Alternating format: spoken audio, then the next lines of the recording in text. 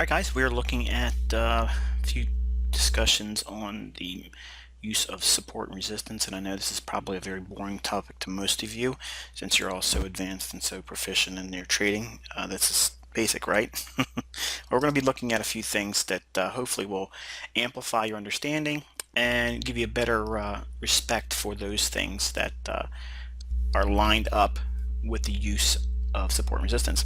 Now, again, it's not to mention you know the obvious basic nature of support and resistance to rub it in your face.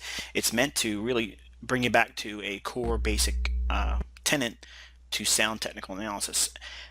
There's no better way of gauging the measure of supply and demand and the factors that are inherently tied to price moving up and down, no better than the use of support and resistance.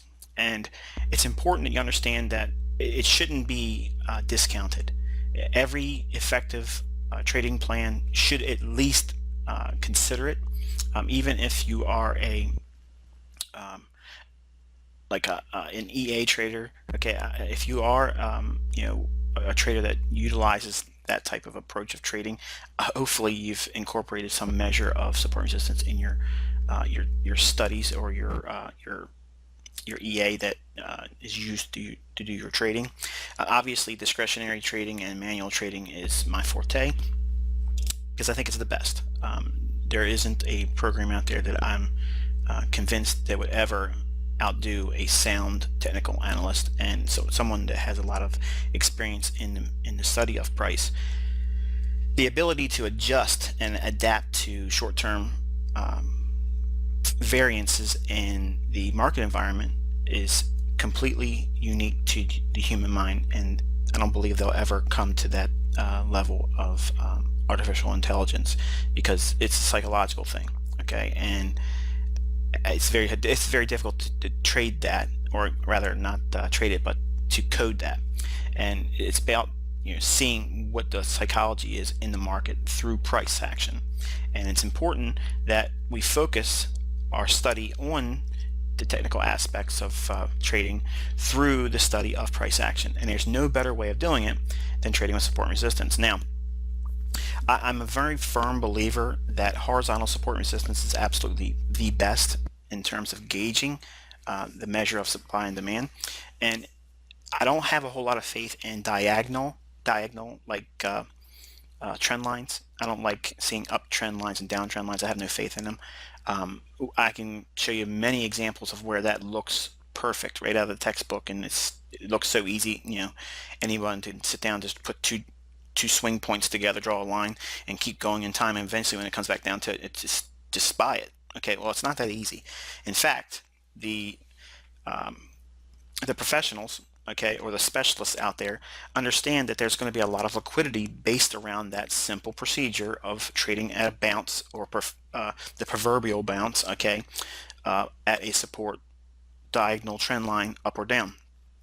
And I don't see so much of that with horizontal support resistance, and it's based on, like, basically it's like an auction environment. Okay, if price drops down to a certain level, its perceived value will incite buying, okay, or at least a very slow, a drastic slowdown in the selling, which would cause a pause at least, if not an altogether bounce and turn higher. And obviously the same would be reversed for resistance. But it's important that you understand that if you are an indicator-based trader, I have a special affinity for indicators. While you don't see too many of them on my charts and in my reviews, I believe that it's important that if a trader has the use of an indicator, whether it be an overbought or oversold, whether it be pivots or Fibonacci or something like that, and even moving averages as well, it's important that you understand that price action is the framework that will enable the effectiveness of those tools to be capitalized on. It's not simply put an indicator on there and tell me if it's overbought or oversold, and when it goes oversold, I'm just going to be a buyer. And unfortunately, even when I was a neophyte trader, that's exactly what I thought. I went into the marketplace putting in my indicators, and I thought that's all I had to do. And unfortunately for me, while I did make money, it was unfortunate that I got lulled into believing that I had it licked, and it was just as simple as that. And I was the definition of new money. If you sit down and look at the 90s going into 2000, it was pretty much a proverbial vertical bull market in the commodity market, and everything was just going straight up. So as long as you were buying oversold conditions and buying bullish divergence, okay, that was all I was trading off of. It was just like taking a shotgun and blasting a barrel full of fish. You couldn't lose. But unfortunately, obviously, when the market changed and moved into an trading environment, not a explosive trend following, commercial bull market, where everything was just extrapolated to the upside only, I fell into some problems. And I quickly learned that moving averages and indicators and all that stuff is great, but there has to be a context and a premise behind their use, and it's really framed on the basis of support and resistance. Now, why do you trade support and resistance? And it's important that you understand also that without a framework, okay, to anticipate when supply should come in and when demand should come into the marketplace, think about it. How are we to measure or anticipate that, okay, instead of reacting to it? Because we don't want to chase price. By understanding horizontal support and resistance levels, they will give us a precursor to future probable moves in the marketplace. Okay, so it gives you like a wonderful prognostication value in terms of your chart study. By having an understanding of where support resistance is, basis the asset class that you're trading in, we're going to speak specific to Forex here, but it's completely universal to everything. It's universal to index trading, bonds, currencies, futures, anything that can be traded, even Bitcoin. Not that I'm a Bitcoin trader or even think that anybody in their right mind should be trading that kind of stuff, but it works in that as well. And I'm trying to rub rub you guys that trade Bitcoin wrong. Okay, I know a couple of you guys just started following me on Twitter. Don't take that as a jab, personal. I just simply don't have any faith in trading Bitcoin. But if you look at the charts, obviously support and resistance, rules that market as well, because it is giving you a visual representation of supply and demand. Okay, resistance providing you a means of supply, and support providing you a means of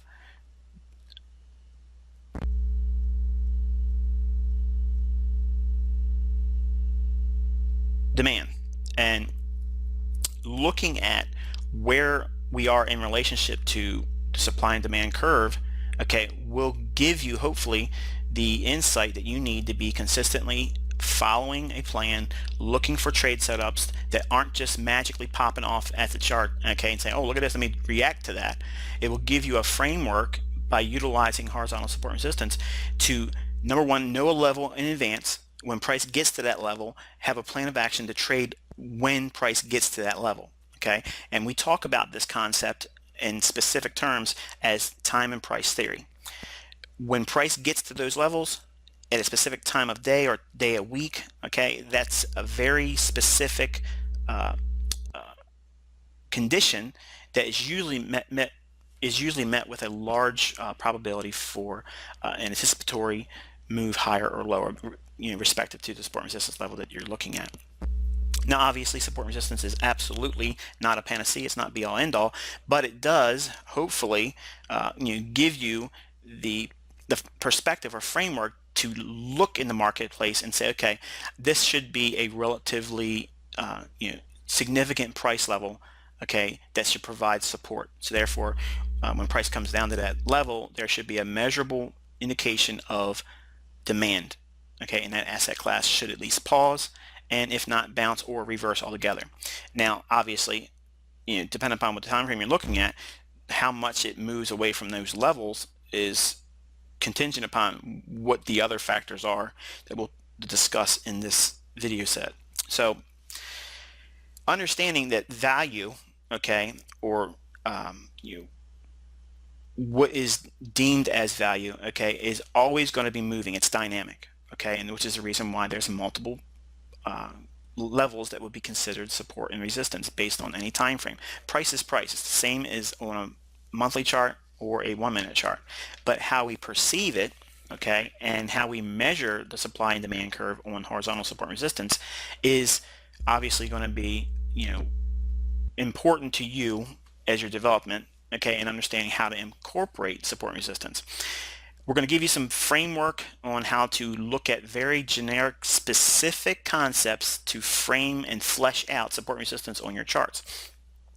Now, there will be much more in terms of uh, dynamic support and resistance later on when I start talking about the Inner Circle Trader Market Maker collection, when I start giving out some of the higher level price studies and how to look inside price action. And if you'd like the ICT order blocks that I released in Precision Trading 1 through 3 volume in 2014, then you'll really like the stuff that we talk about later on. But for now, we're going to get really back to the basics of when I came on the scene in 2010, just talking about Forex. I've been teaching obviously since the late 90s, 1997, 98, when I came out of the corner, if you will, and started sharing my insights with everyone on Merck chat and on the internet, AOL.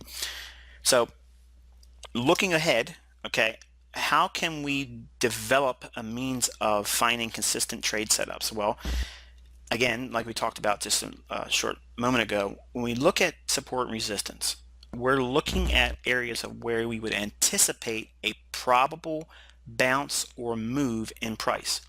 Without having reference points to deem as support or resistance, you're not going to have any measurable way of determining a consistent approach. Okay, you have to be looking for the same types of thing over and over and over again. Otherwise, you're gambling. Okay, you're looking for a different result doing the same thing over and over again without having a sound plan in place and looking for consistently reoccurring patterns that occur around support and resistance. That's the basis for finding consistent trade setups. And I promise you, if you understand support and resistance, that will give you 80% of the battle won for you all the way, because you're going to be looking for things with an anticipatory mind, not a reactionary mind, not a I'm afraid I'm going to miss the move mind. Okay, in other words, you'll be looking at price, knowing full well that you as the trader, because you can't control price, you can't do anything to steer price, but you can control you, and you're at the driver's seat of your trading. No one can make you do these trades. You are the one that's completely and utterly responsible. So it's important that you understand in clear terms what you do when price gets to these specific price levels. If price trades up to a quote-unquote key resistance level, what specifically are you going to be doing once price gets there? Okay, well, obviously, in a real short list of means of deciding what it is you should be doing when price trades to a resistance level, you should be looking for signs of pausing and or reversing. Okay, and then you want to see a quick move away from that level. You want to see some measurable means of rejection. You want to see price want to get away from that level. And then many times what will happen is it'll try to run back to that level and fail. That's when a lot of our optimal trade entry patterns come in. Harmonic trades, okay, if you're a harmonic trader, you trade bat patterns and butterfly patterns and crab patterns, all those things that exist. If you have the understanding of the support and resistance level in mind ahead of time, when price trades to those levels, that's when you're stalking the pattern. It's not that we're looking for patterns and then looking for a level around that pattern. Okay, you're looking for the pattern to develop at these predetermined price levels, and that's the power of using price action based study, because using support and resistance, it removes all the ambiguity of, well, should I trust the indicator now or should I not trust the indicator? Okay, there's a plethora of all kinds of overbought and oversold indicators. Okay, if overbought and oversold was all there was to it, you would only need one. Why is there so many of them? Because they form fit to make the books and the webinars and workshops and authors money selling that crap. Okay, if you take all that stuff off your chart and just simply look at support and resistance, once you understand how that works, and if you understand this the simple premise of overbought and oversold, when you looked at price with the tool, then it's obviously, you'll know exactly when you should be following the indicator then. But then it becomes a question of, is there any value in the indicator? Okay, and that's arguable. I like indicators because it gives me a like a sentiment indicator based view on what I think the neophyte traders are going to be expecting. And if if I'm coming down to a support level and I see folks seeing a small little bounce off that support level and it goes overbought, they're going to look to sell that because it's overbought. And I'm going to be looking for the small retracement, go back down into that support level, and I'm going to be buying it. Okay, and that's many times why neophyte traders get caught up, selling lows and buying highs, and that's because indicators will do that to you every single time. So now, what does support resistance tell us as traders specifically? Obviously, we know that resistance provides us a means of supply, and support provides a means of graphically depicting demand. So when we understand that graphically, okay, when price runs into a resistance level as it rallies up, okay, that is indicative of more sellers than buyers, okay, and a lack of buyers, okay. And when price comes down to a support level, that's an indication of strong buyers or a lack of sellers, okay. So understanding that simple premise, okay, if you look at higher time frame price charts like monthly, weekly, and daily, there's absolutely no reason why you can't carve out a really, really nice return over an annual basis and not even really trade a whole lot. But the problem is much like myself, we are looking for action. We want to get in there, we want to be doing something because it doesn't seem productive until we actually put trades on. Think about it. We don't know how much money we're going to make. Most of you don't know how much you're going to lose because you don't either trade with a stop or you trade with a mental stop. Okay, you think that you know where it's going to probably go, and you'll be willing to assume that loss if it goes there, but many times it blows right through that, and then that mental stop does exactly what it's called. It makes you mental because you wish you would have had a hard stop in there. You, by having understanding of support and resistance, will know exactly where your stop loss should be, and also where everyone else's stop loss is as well, even the fund managers. That's right, the fund managers. They're going to put their stop loss in there just like everyone else does. And that's why the specialists and the market makers exactly scoop up those liquidity pools where there's a pocket of orders resting just above an old high or just below an old low. And it's uncanny how many times that takes place. And if you understand where the market's going on a macro level, okay, and if you find a support level, when price is coming down to that level, okay, don't assume that it's going to stop right on that level. Many times what will happen, it's going to dip below that level. Why? Because there's going to be existing pending orders below that level that's going to become immediate market orders, okay, and they're going to be used to provide liquidity for those participants in the marketplace that want to take the other side. And that's, if you look at all of your losing trades, that's probably 99.99999% of how you lost in the marketplace.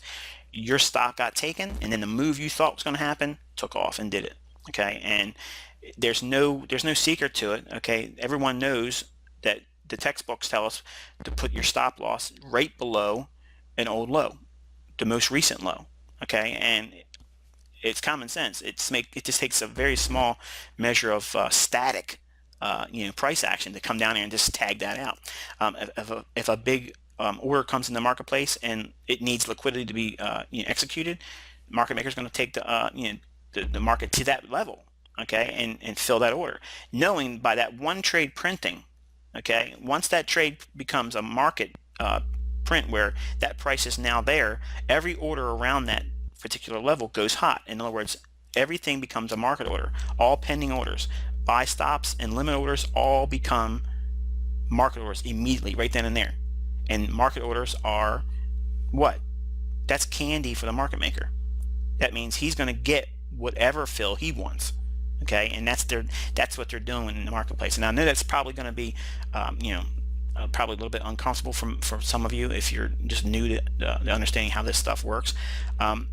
And you may be questioning, well, why should I be doing this if there's people out there trying to take me out of the marketplace? Well, when you understand what they do and how they do it, you can do what they do in your trading and ride their coattails. That's really the basis of consistent trading.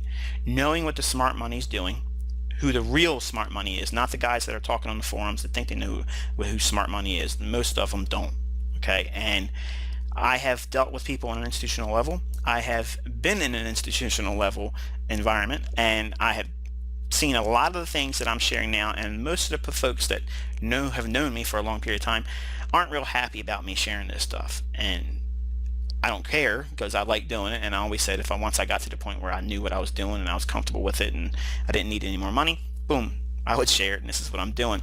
I'm never selling it, so I get a lot of gratification for just being helpful to the general populace. Now, it's not enough simply knowing what support resistance levels are, on your charts, but we want to be able to gauge the strength of those particular price levels. And when we look at price, you want to see resistance levels being taken out and support levels being respected.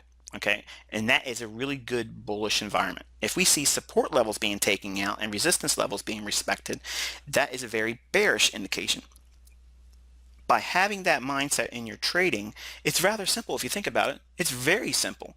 But how many times are you actually looking at price that way? You're looking for everything to be extremely difficult. You want to make it so complicated that it's sexy.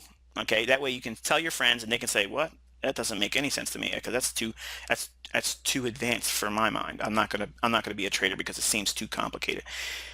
Trading really itself is easy, and the problem is we like to make it harder, because simply saying it's gone low enough to a level it's probably going to go up from that point, if we just buy there, look to take a small profit and control our risk, that's all trading is.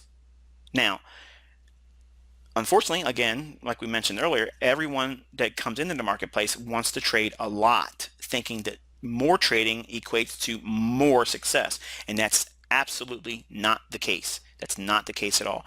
You'll find that many of the most significantly profitable traders out there are those that are ones that do not trade a whole lot, okay, that are very selective, okay, very quote unquote cherry picking, if you will. The understanding that if you have a system, okay, and there's a recurring theme that comes out of most technical circles, that if you have a system, you got to take every signal. I don't take every signal. Even in my own methods, I don't do that, because I'm a discretionary trader. I know by looking at price action when the setups look like they're there, but the probabilities aren't as strong as other times. Okay, and that comes with experience. You can't learn that from a book. You can't go to a workshop and learn that. That comes from years and years and years of digging your nose into price action and studying it and seeing your real trades pan out, taking the losing trades, taking the winning trades, taking the scratch trades, break evens, marginal losses, marginal wins, and digesting price action and seeing these reoccurring seasonal tendencies, these reoccurring general patterns that come into the marketplace all the time, that are just generically inherent to repeating over and over and over again certain periods of time throughout the year, throughout the months, specific months, certain days of the week. All of these phenomenon, okay, are at the disposal of a specialist, and I'm something of a specialist because I understand specifically certain times of the week, times of the year, times of specific months, and times of the days where certain things are coming into effect, where I know that smart money will be doing a specific type of thing and I can capitalize on that. I'm not trying to go out there to hurt anyone, but I am going out there to try to take the other side of less informed traders, and I don't feel that is warranting an apology, okay? Because we all sign the risk disclosures when we come into this business, and if you don't learn from your losing trades, you aren't going to learn from the experiences of losing, because you're just going to be caught up in the pain factor. And that's usually the loser cycle. You go into this business and you have no framework, no basis of understanding where the trades are going to form or when to anticipate them. And support and resistance gives you that. There's no better tool at a trader's disposal than support and resistance. It's absolutely crucial. In terms of my opinion on trading technically, that's it. That's the secret. Understanding of where support and resistance is, that'll give you like I said, it's 80% of the battle beaten right there, because you won't be trading out there in empty space, okay, between key levels, okay. There are ways of trading, don't get me wrong, there are ways of trading that stuff, but you're still going to be referencing smaller time frame key support resistance levels with a directional premise based on those higher time frame levels. So you're still going to incorporate support resistance, but if you focus on monthly, weekly, and daily levels, there's absolutely no reason why the average Joe trader can't find a few trades a year to be net profitable. So now what types of support resistance are there? Well, there are two types of support resistance, and in my own understanding, okay, I dub them as natural support resistance levels and implied support resistance levels. Now what is a natural support resistance level? One would be obviously a 12-month high or low, and that would be the range, the highest price in the last 12 months and the lowest price in the last 12 months. That are there are basically your 52-week highs and lows. Okay, pretty standard, levels in all of the technical circles. If you're a stock trader, those are real important levels. You have quarterly highs and lows. That means every 3 months throughout the calendar year, okay, there are specific highs and lows in the last 3 months. Okay, you want to make note of that.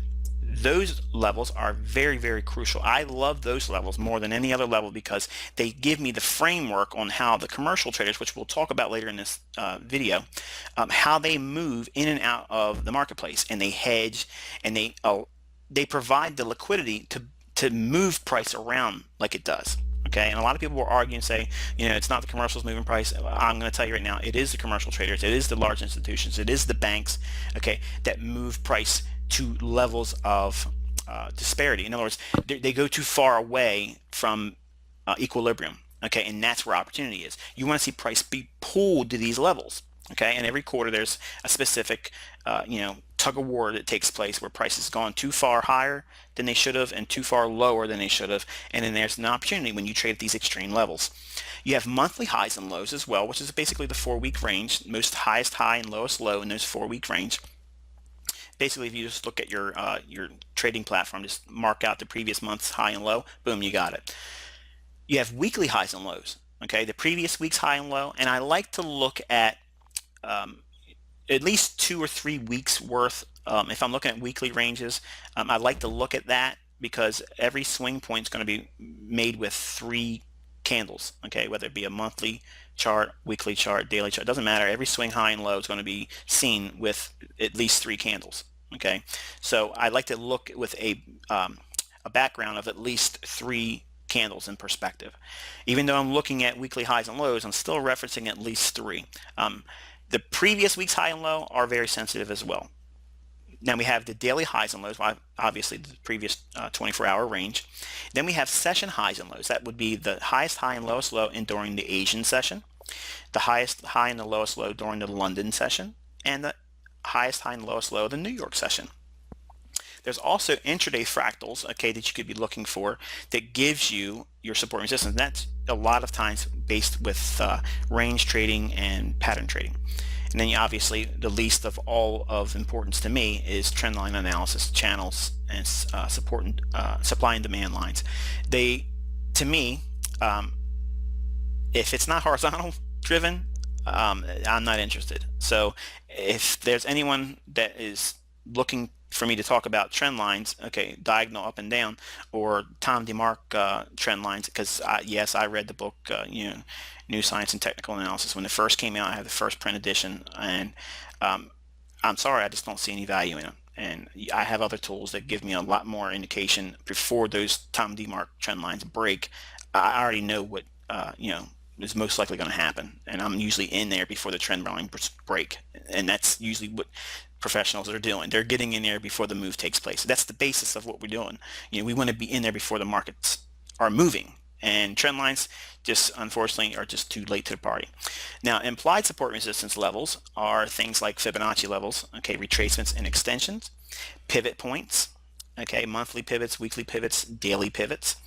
And by having those levels, okay, you have they don't work by themselves. There's no magic to them, okay, but when you incorporate the natural support and resistance levels with implied support and resistance level concepts like Fibonacci and pivots, it's it's mind-blowing how powerful the setups are when you have those coupling or these confluences of both forms of support and resistance. Now, obviously, when we talked about 12-month highs and lows, this is just a real quick graphic depiction of looking at 1997. You can see how price, when we traded back up to that same general area in 2006, price was really giving you opportunities to find sell signals in there. Now, obviously, there's no guarantee that price is going to return to those levels, stop on a dime, not go through it just a little bit. It might go through just a lot more than you probably think it will, obviously, but then the patterns that exist at these levels, you would be looking for sell scenarios, bearish divergence, optimal trade entry sell signals, bearish bats, bearish butterflies, bearish crabs, everything that you would look for on a bearish level. Okay, turtle soups. Okay, this is really actually giving you a turtle soup setup where turtle soup is just a false breakout, and it moved above the 1997 high.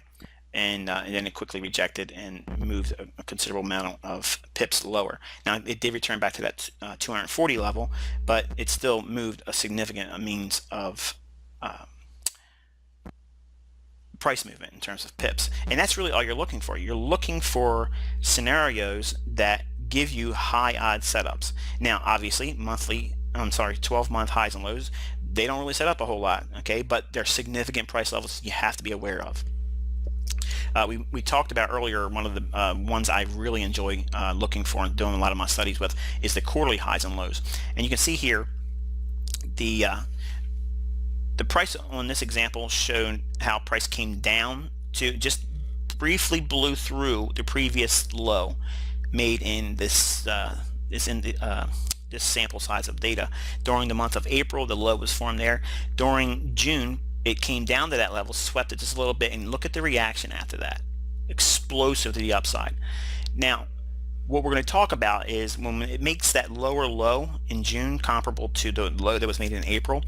When we look at that phenomenon taking place there's a pattern that we're going to be looking for that helps us measure the institutional sponsorship behind specific types of moves like that. And you'll clearly see that these things are not in any way, shape, or form indicative of continuation going lower. And in fact, they're many times accumulation patterns. Obviously, monthly highs and lows, it's not rocket science. You can see that, look at just many examples here trading old monthly highs and lows. Okay, just simply looking at the old monthly highs and lows, drawing your lines on them and waiting for price to get to them. There's a lot of opportunities just using this example, okay, where you could do swing trades and do just a small handful a year and carve out an absolutely stunning return, and not even have to be trading full time. You could be doing your 9-to-5 desk jockey job, your average Joe, going to work, come home, and see what you've done in the marketplace. You can do end of day type of trading with monthly highs and lows. It's simply sitting down with your charts, putting the lines in, waiting for price to get to those levels. You can use a cell phone to alert you when price trades at those, and then simply just pull it up real quick. You can take yourself to the bathroom at work, pull up your intraday price action software that you would be able to use on your smartphone. And if you don't have a smartphone and you're looking to trade Forex, you got to get with the program and get caught up, because it's an invaluable tool, because you can actually do a lot of intraday trading while you're at work. I'm not saying cheat your boss and sit in front of your phone all day, but it only takes a few minutes. Once your alerts tell you that prices reached these specific levels, you can say, okay, well, we went up to a specific level at 106.70, and I think that price is probably going to be bearish there. And if price sells off a little bit, that's indicative of what we're looking for. If it trades back up to a specific level that doesn't meet that same price level, in other words, a failure swing or optimal trade entry sell, you can put your limit order right there, and then there you go. Your known stop loss would be in place. You can put your limit order for entry and your take profits, and just simply let it go on autopilot. And again, you can trade monthly highs and lows with a day job, and it's wonderful how many opportunities to set up over just a small sample set of pairs. Weekly highs and lows, same scenario. You don't need to be trading full time sitting in front of a chart to trade weekly highs and lows.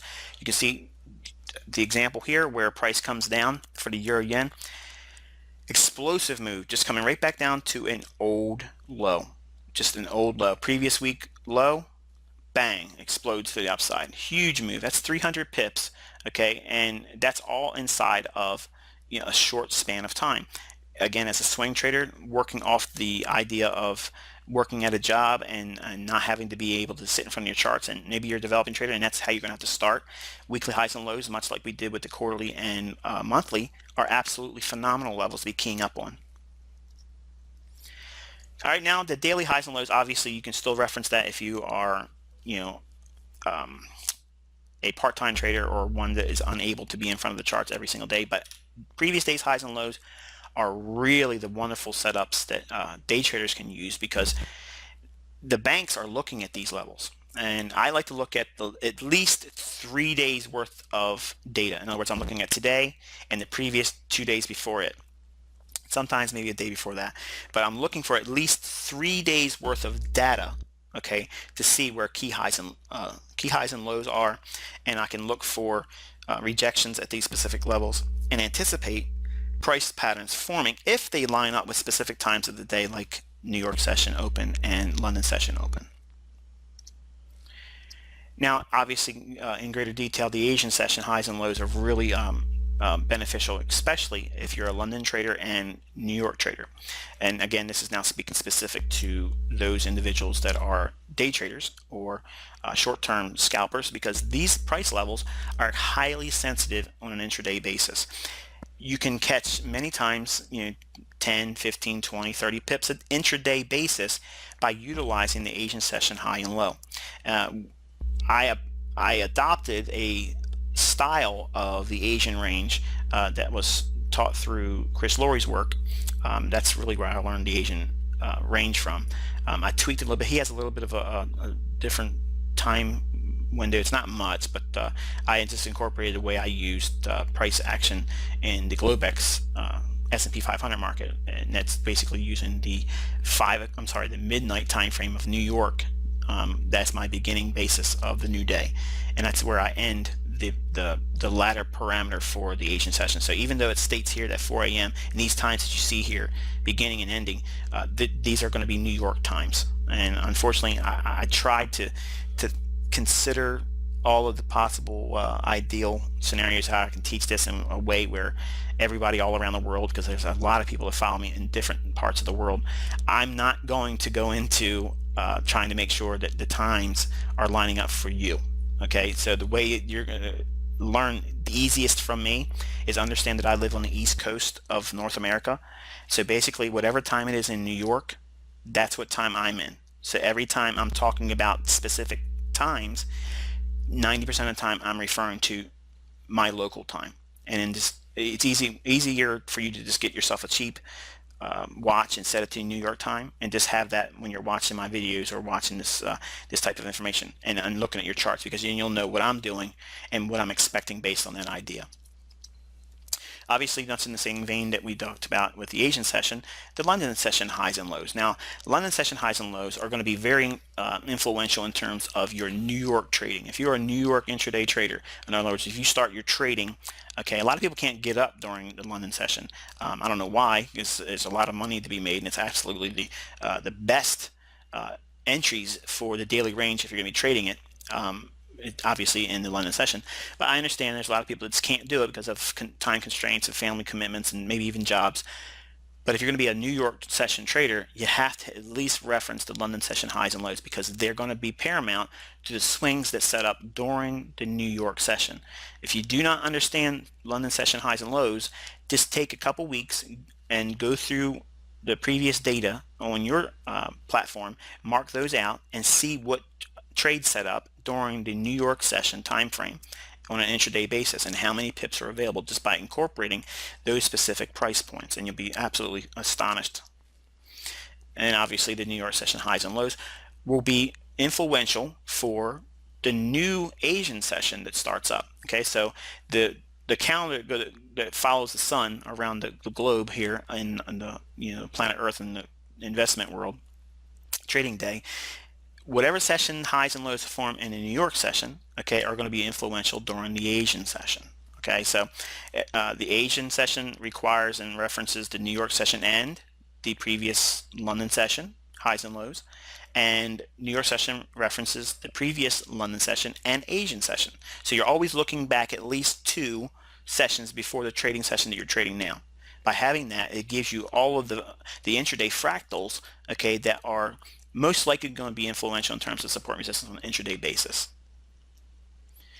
And like we just said, intraday fractals, highs and lows, are going to be, swings that form and retrace back into previous session highs and lows. And by understanding that concept of intraday range and where we're at in terms of directional premise for the high or low forming for that particular day, they're going to give you a framework to at least look for trading scenarios to get in sync with momentum, or maybe even take profits as price reaches up to these old levels. That may be a good indication to take your profits. Now, institutional price levels are ones that we like to follow, and they're very simple, okay? And honestly, as a new trader, this is where I tell everybody to start with. If you simply look at the 100-point levels, in other words, for instance, you're looking at the British Pound USD pair here as a sample set. If you mark off the 160 level and you mark off the 161 level, which doesn't appear on this chart, okay, they would be your 100 levels, okay, or big figure levels. In between, halfway between that, is a 50 pip mark, okay? In other words, it would be 159.50 level, okay? That's your mid figure level. In between the big figure 160 and 159.50, okay, we look for the 159.80 level, okay? And in between 159.50 and 159 even big figure level, we look for the 159.20. Now, in summary, we're looking for the 00 levels, the 80 levels, the 50 levels, and the 20 levels, and then obviously the lower 00 level again. And this goes across the price action that you're trading around now. And what I do is I look at about a 300 pip range based on where we're ever at trading at market, and I go up 300 pips and I go down 300 pips, and I look at those price levels. If you do that as a beginning neophyte trader, and you say you're questioning your prowess as being able to identify support and resistance levels, or maybe you can't be in front of the charts all the time, and you just want a real quick, clean approach to support and resistance, this is it. Okay, this is the one you're looking for, because there will be enough trading patterns to form over the course of a month that if you aren't able to trade every single day as a day trader, not that you should trade every day, but if you're not able to do that, be in front of the charts every single day, by using these types of levels and looking at the higher monthly, weekly, and daily, you'll find trade setups. They'll be there. The ability to remove the uncertainty or the emotional charge that comes with how many levels, how many lines should I have on my chart? Take all that out of the equation and just simply say, okay, I want to be looking at the big figures, 00 levels, the mid figures, the 50 levels, the 80 levels, and the 20 levels. And the reason why these levels are so significant is because institutional traders, many times their order blocks are around these particular price levels. That's why it's uncanny how price goes to these particular levels. The banks are taking action and providing liquidity for traders at these price points. Citibank is not having a trade out there with 159.17. That's not their order. That's not their block. Okay, they will have 159.20. They will have 159 evens. They will have 159.50. Okay, those levels are why many times you'll see what you think is a short-term support and resistance level that may be at a weird off the wall number.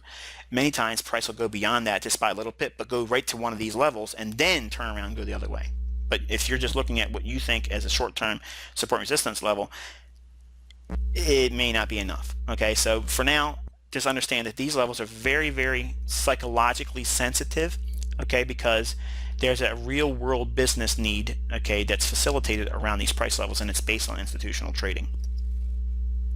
We're going to talk a little bit more, obviously, as we go further about support and resistance, but right now, you absolutely have no excuse now. Zero excuses why you can't have your charts properly lined up for support and resistance scenarios. there's a lot of types of support resistance that are made available to you, and when price gets to these price levels, what you're going to be looking for is your pattern.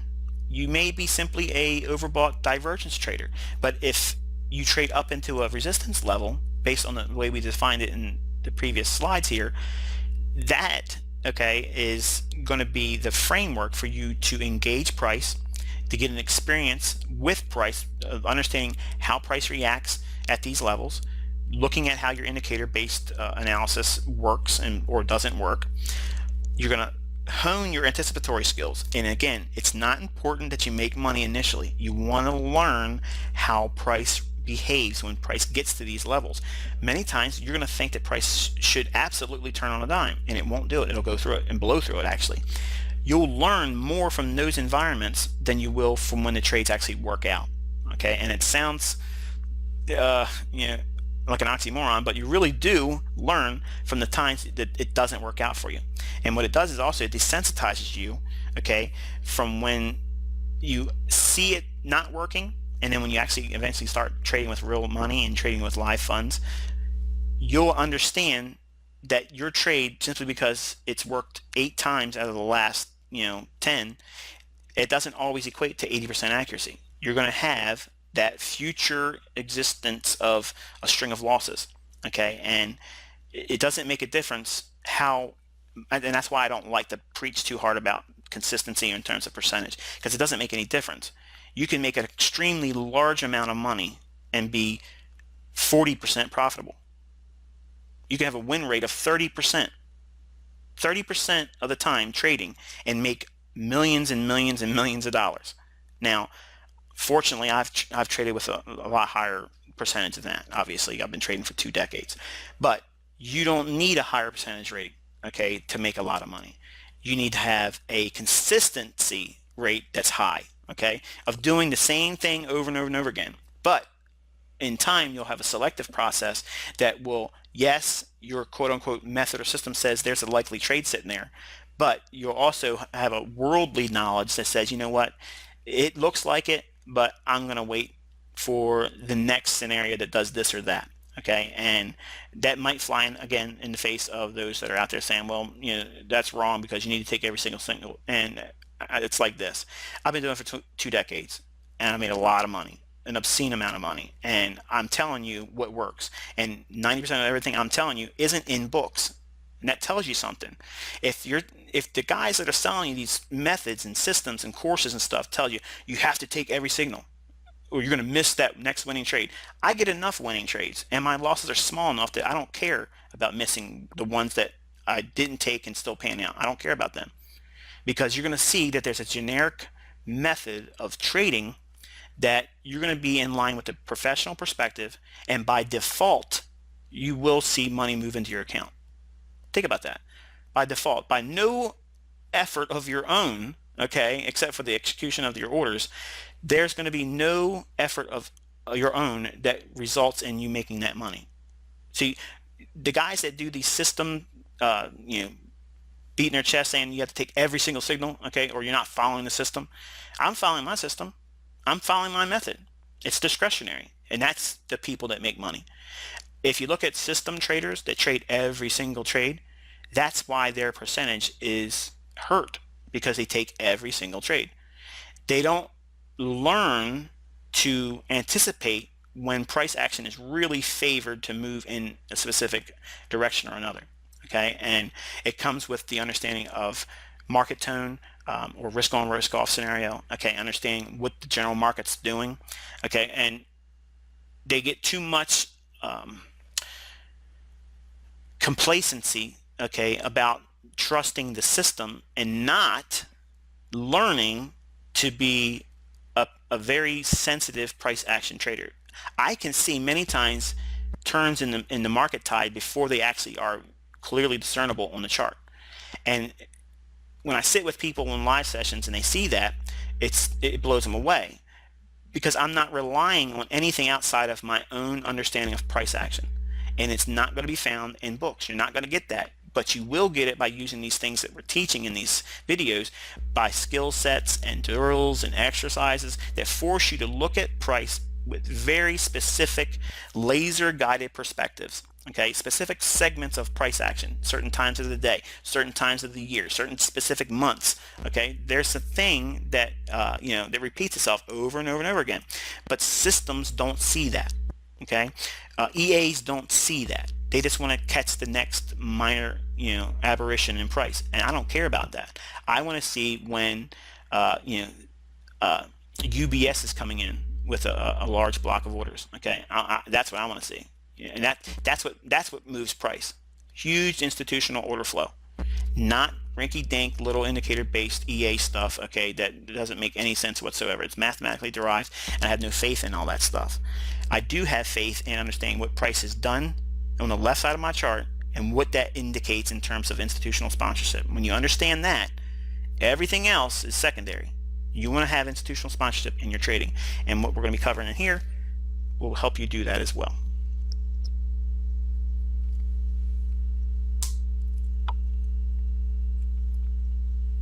Alright guys, we're going to be talking about the COT analysis concept, okay, or commitment of traders.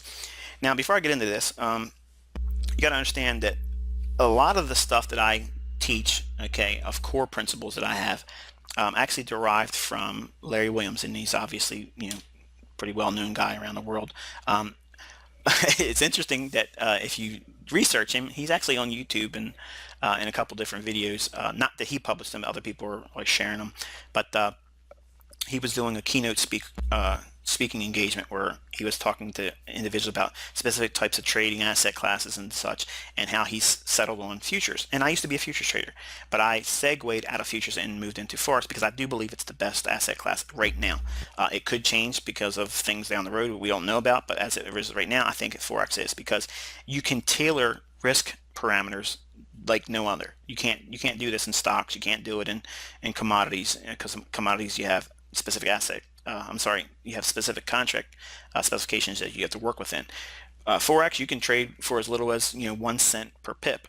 Not that you could do a whole lot with that, but as a developing, learning trader, that's a wonderful thing. And you can't learn outside of paper trading the commodity market, without trading a mid-am contract. You're stuck either trading a full lot or a half a lot. And if you don't have the capital to be able to do that, you're pretty much out of the game. I'm referring to Larry Williams, he was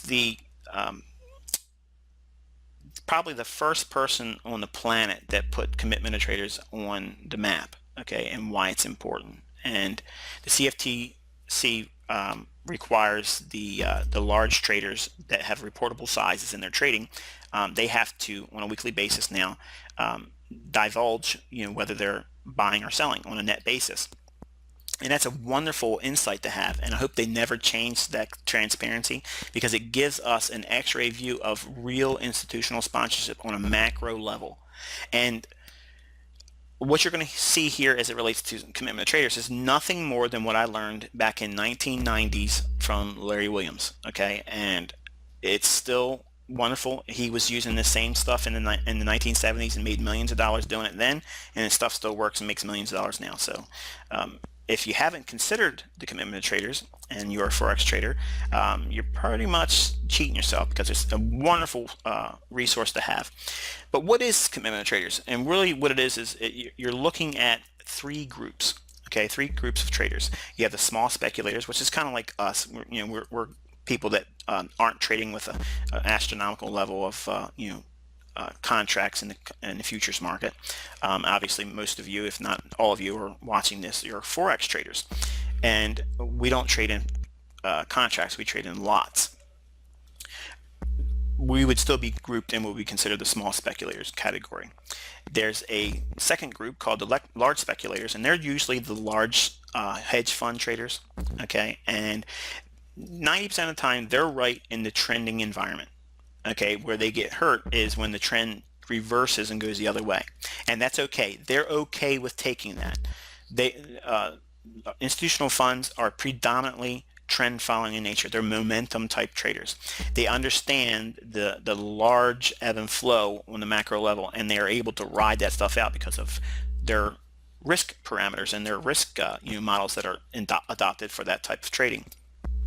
The third category of traders for the commitment traders data is the commercials. Now the commercials are grouped in two categories. You have a commercial user and you have a commercial supplier. Okay, and a perfect example of that would be like cocoa. Cocoa is used to make chocolate, and there are mass commercial growers of cocoa, and then there's mass corporate users of cocoa like Hershey and Nestle, and anything else that would be a large commercial entity that uses cocoa for chocolate producing. They have a real close tie to fundamental supply and demand factors as it relates to cocoa. Okay, and don't let me confuse you. We're not talking about commodity markets as as the soft, but we're talking about the supply and demand equation and how it's discernible through the utilization of the COT data. The commercial traders, whether they're either a supplier or a commercial user, they both have very sensitive ears and eyes, closely watching the fundamentals, okay, of cocoa. That's not anything different from a commodity, okay, like corn or wheat or gold or crude oil, okay, and same thing with a currency, okay. Banks are watching the supply and demand for a specific country's currency. By following these individuals that have a lot more people, okay, that their job is primarily just simply to watch the fundamental basis of, is it under a large level of demand or a waning demand, or is there a large supply coming in the marketplace? Okay, there's trained accredited staffs for these large commercial users that are staffed just to do that very thing, to watch the fundamental drivers in that specific asset. Well, think about it.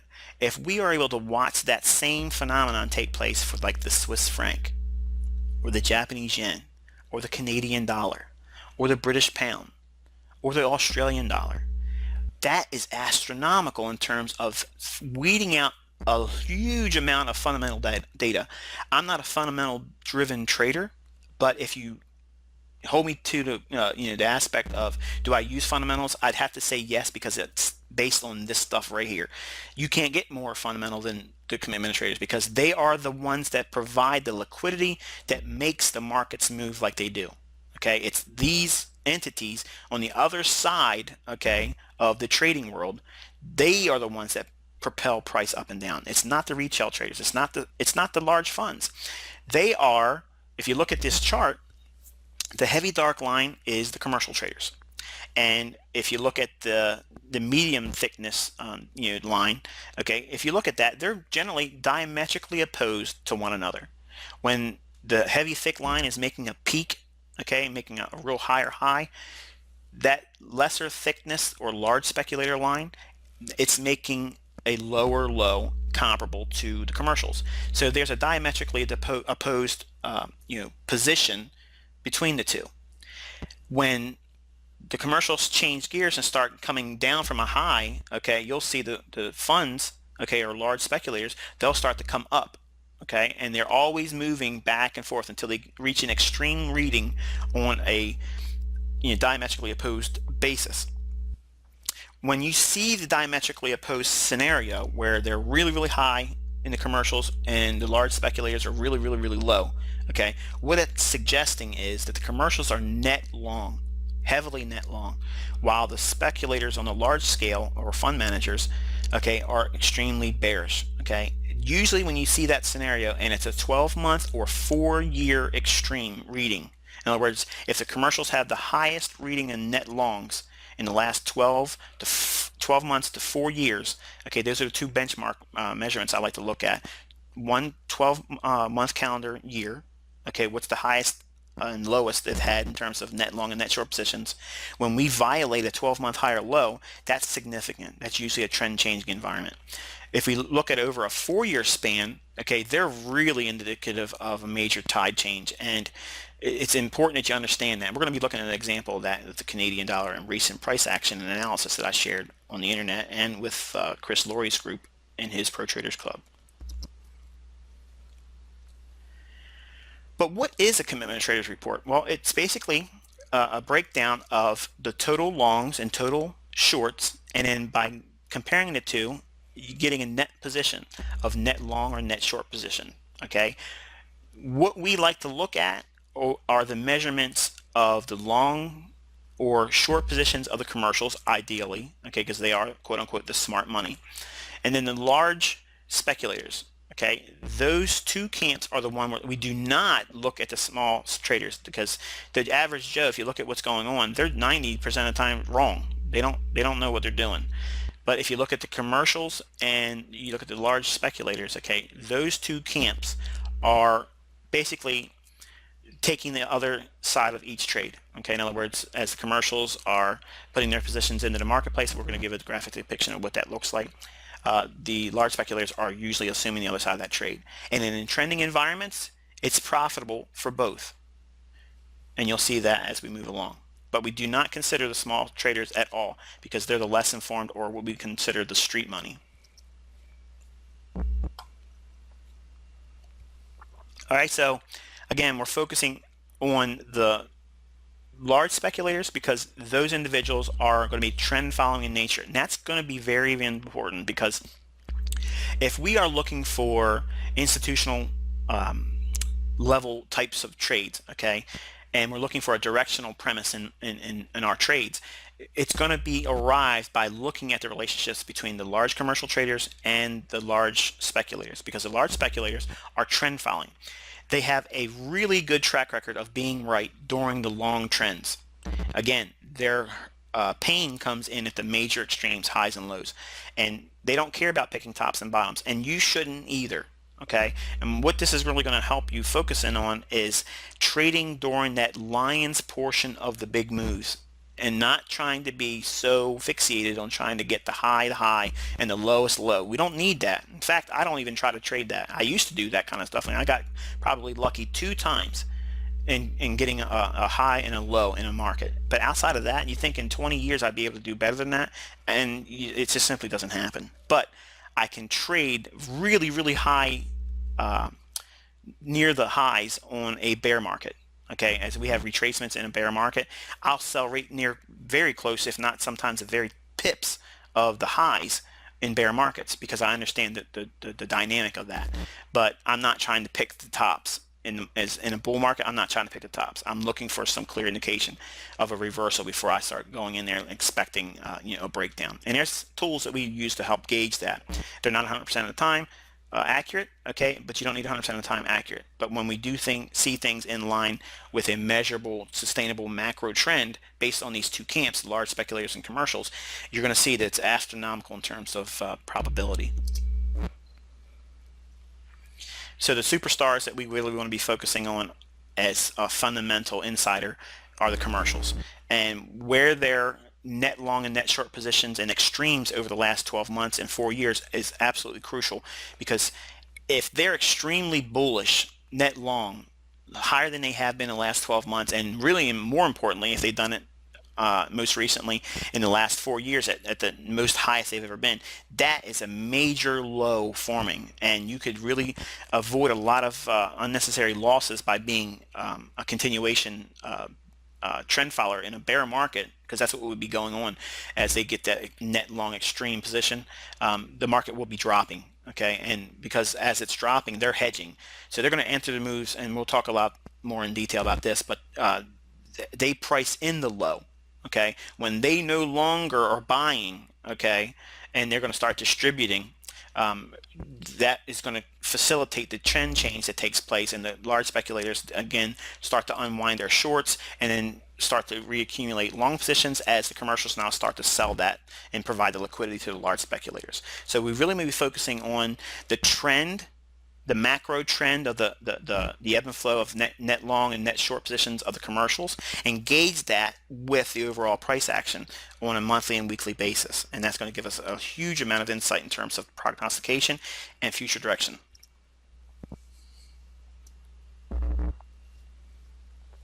Now, what does a 12-month extreme net long position and a 12-month extreme net short position look like? Well, when we look at a commitment of traders report graph, okay, there's a zero basis line, okay, and that's going to be depicted by this heavy thick line here. And Above that heavy black line, we have it showing a color of green. Okay, not that the commitment traders is colored, but I'm trying to give you an idea of what it looks like, conceptually. Above the zero line, okay, and we're only looking at the commercials as it relates to the COT data. We're not looking at the net long and net shorts of the speculators, small speculators or large speculators. We're just specifically looking at the commercials. Above that black line or zero basis line is what would be considered net long. Okay, in other words, they're bullish. They may have a large number of short positions on, but as a net basis, they have more longs on than they do shorts. So again, we have to understand that commercials are both hedgers and producers. So they're going to always be doing a business transaction always in the marketplace. But if they're extreme levels, net long and net short, okay, think about it, because they're greedy just like us. They're trying to save money and they're trying to make a profit. Okay, otherwise, why are they in business? They're not in business for the fun of it. They want to have a net gain and profit. So if they're net long, okay, the highest they've been in the last 12 months, we would be expecting a major bottom to be forming. An extreme net short, okay, basically all you're doing is looking back over the last 12 months. You're looking for the lowest reading they've had, and you can see in this crude example, during the period of July and August, they had a net short position. Okay, but look what they did in October. That's the lowest they've had in terms of the last 12 months. They had a net short position in May, and probably what will be considered the previous year in December, they were net short as well. But this is a graphic depiction, okay, not based on any real data. I'm just showing you the concept that in October, this would represent a net short position extreme reading over the last 12 months in October. So there would be a major high or top to be formed in that particular time period.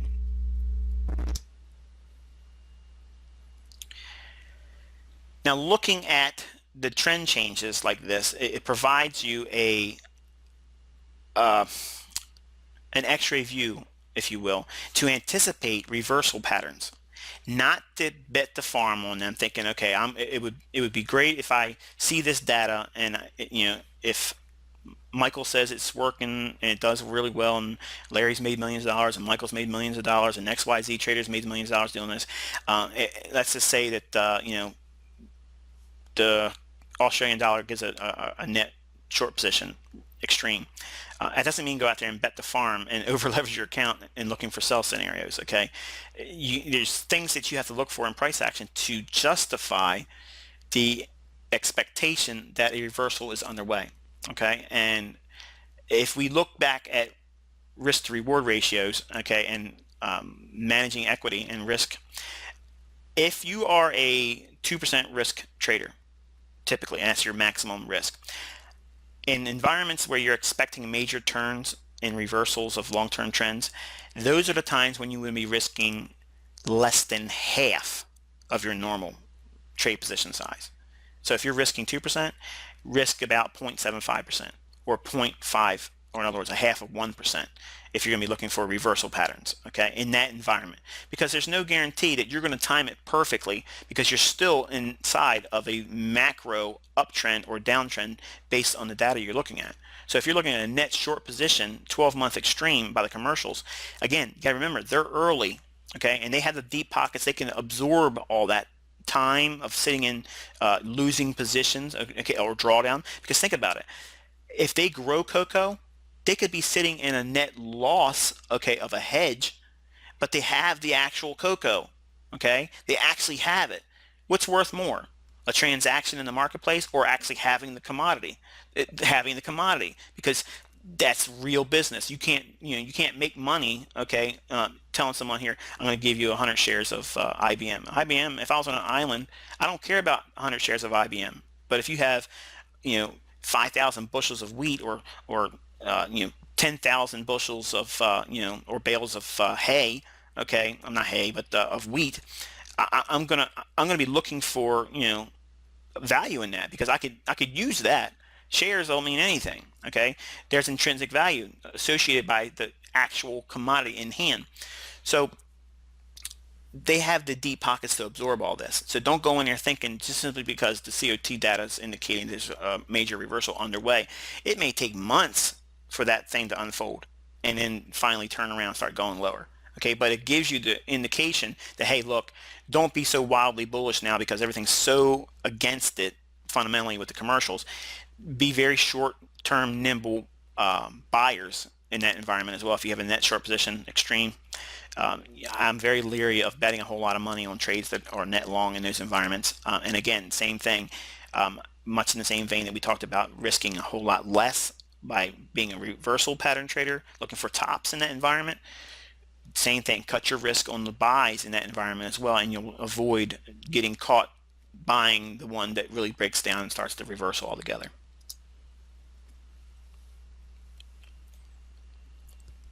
So how do the commercials trade? Well, I'm going to give you this is basically the standard commercial accumulation phase. And as price, okay, depicted by this blue line here, this V, okay, on the left side of the chart, we start coming down. That's going to basically graphically depict a decline in price.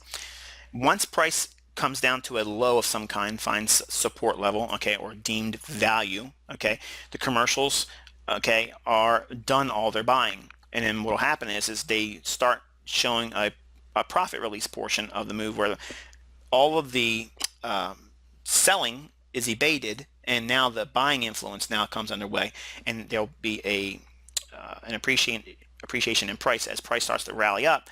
All the accumulated buy positions they start to take, okay, in other words, as their positions that they bought as price was dropping lower and lower and lower, because they're hedging.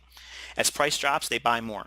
As price drops, they buy more, they buy more, they buy more. And eventually when price stops going down because they've bought so much and there's no more selling, okay, all the sellers have been absorbed, okay, the long positions, okay, as price starts to move up, they start liquidating that, okay, and they offset their long positions, okay.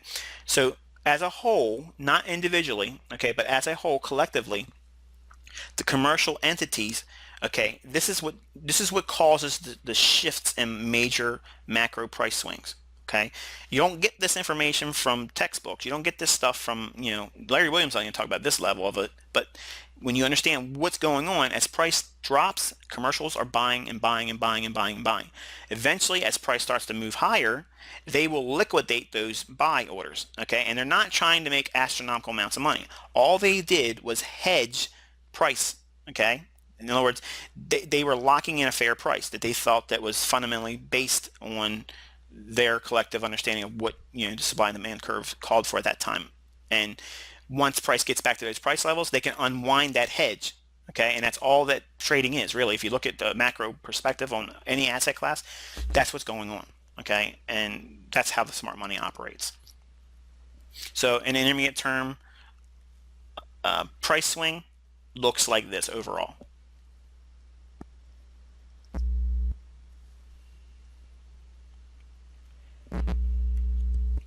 Now, during the accumulation phase, now obviously everything that we're showing here for a market low to be forming, reverse everything here that's graphically being depicted for a top to form, or intermediate term or long-term high.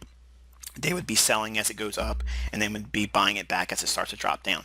But every time that price comes to a point at which they would be selling, okay, there's going to be a retracement. And inside that retracement, that's where optimal trade entry comes in. That's where I have found a sweet spot, if you will, in trading inside these macro price moves.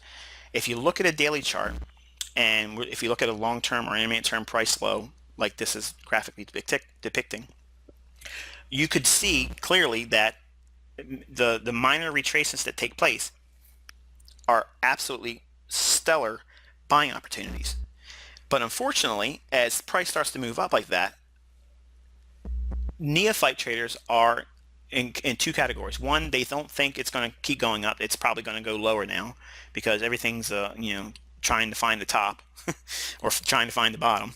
And the other camp is it's already moved too high, and I'm afraid that I don't want to buy it right now. So those two camps are the reason why the neophyte traders don't make money when the moves are really moving in the right direction. They don't trust directional premise.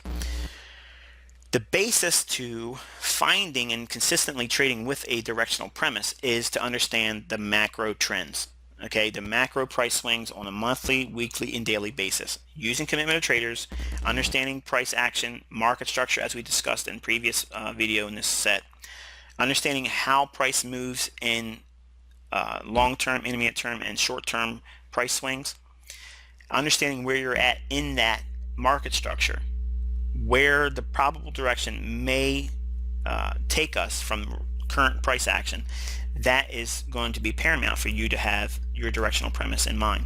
So we're going to assume for a moment that as this price action model or example here depicts, as price was dropping lower and they bought 4 large scale blocks, okay, as price dropped down. And obviously I don't have the insight to tell you how many blocks of longs they bought or whatever that asset class would be, okay, but I'm just giving you a graphic depiction of they were buying as it was going lower. As they were buying as it was going lower, the net long position on the commercials would be net, it would be above the basis line.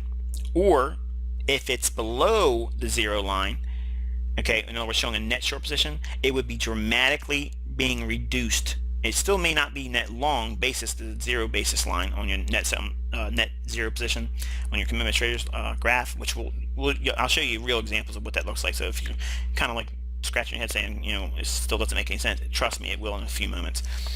But the COT data will indicate what we're showing here, okay, in the COT. In other words, the commercials will be dramatically lessening shorts or increasing to a net long position in a COT graph or chart. And once the price finds a support level and shows an indication that it has a willingness to bounce and trade higher, once that takes place and we have a market structure shift bullish, okay, as defined in previous videos, once we have that, we would now be looking for support to be respected and resistance to be violated and broken to the upside. That's how we work within market structure. And then every time we see a retracement, we don't anticipate the sky falling, okay, and everything going to hell.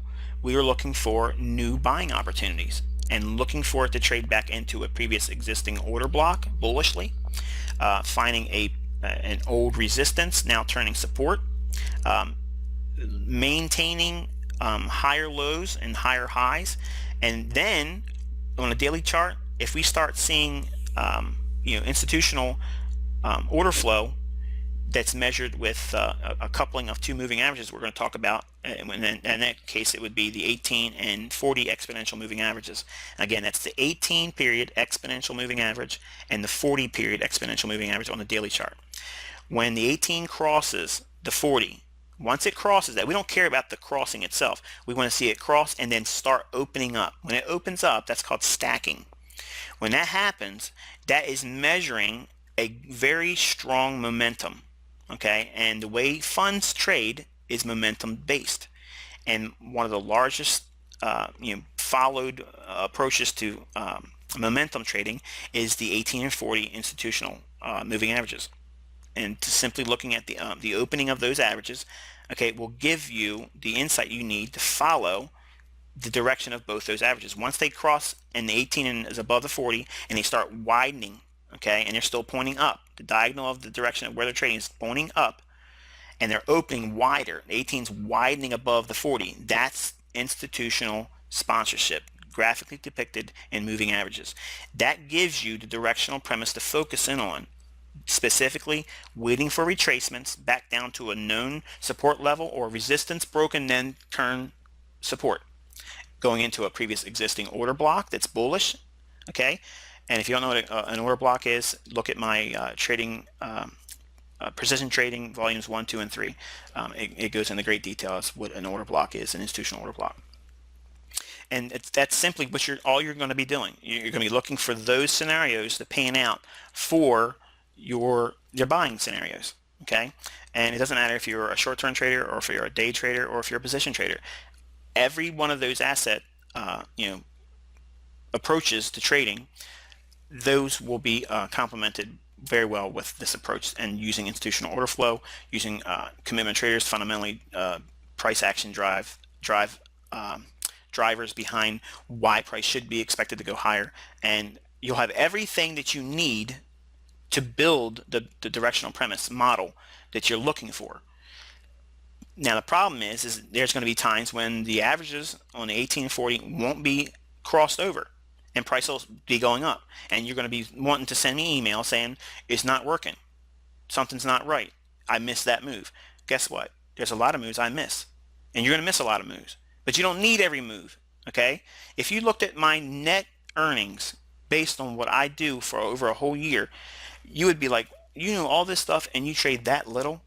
Yeah, but guess what? If I took you to the bottom line of that a whole year, you'd be like, wow, this is a whole lot of nothing in terms of effort, but a huge reward in terms of the return. And that's what trading is. That's what professional trading is.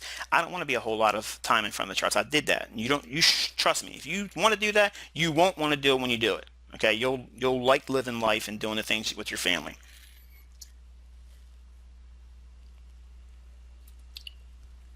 Now here is the key.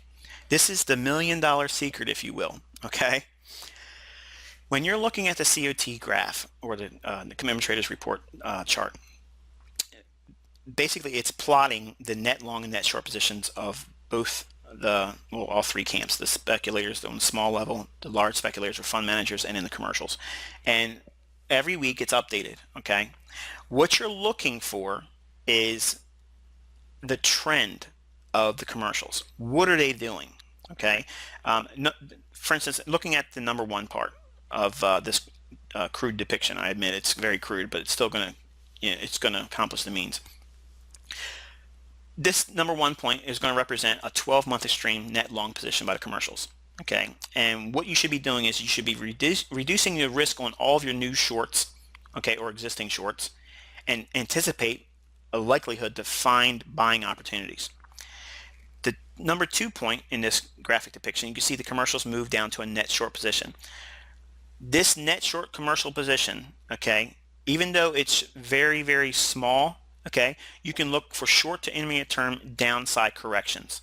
Okay, but overall, look what we have. We have a very, very large pre-existing net long positions by the commercials at the number 1 point. So really, even though the price may correct and trade lower during that period of time that in May where we see a net short position by the commercials, that may be just a minor correction, okay, for the trend to resume during the number 3 point. Okay, number 3 is a new net long position. Now notice it's nowhere near the level of net long that the point 1 reference was. You see that?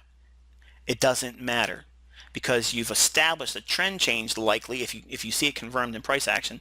If point 1 in that period of time between February, March, and early April, if we have a bottom form in, say, the Canadian dollar, if we see that form, okay, price will rally, okay, and break market structure to the upside, and then it will retrace during the month of May during that net short position, okay, because they're going to sell into that rally.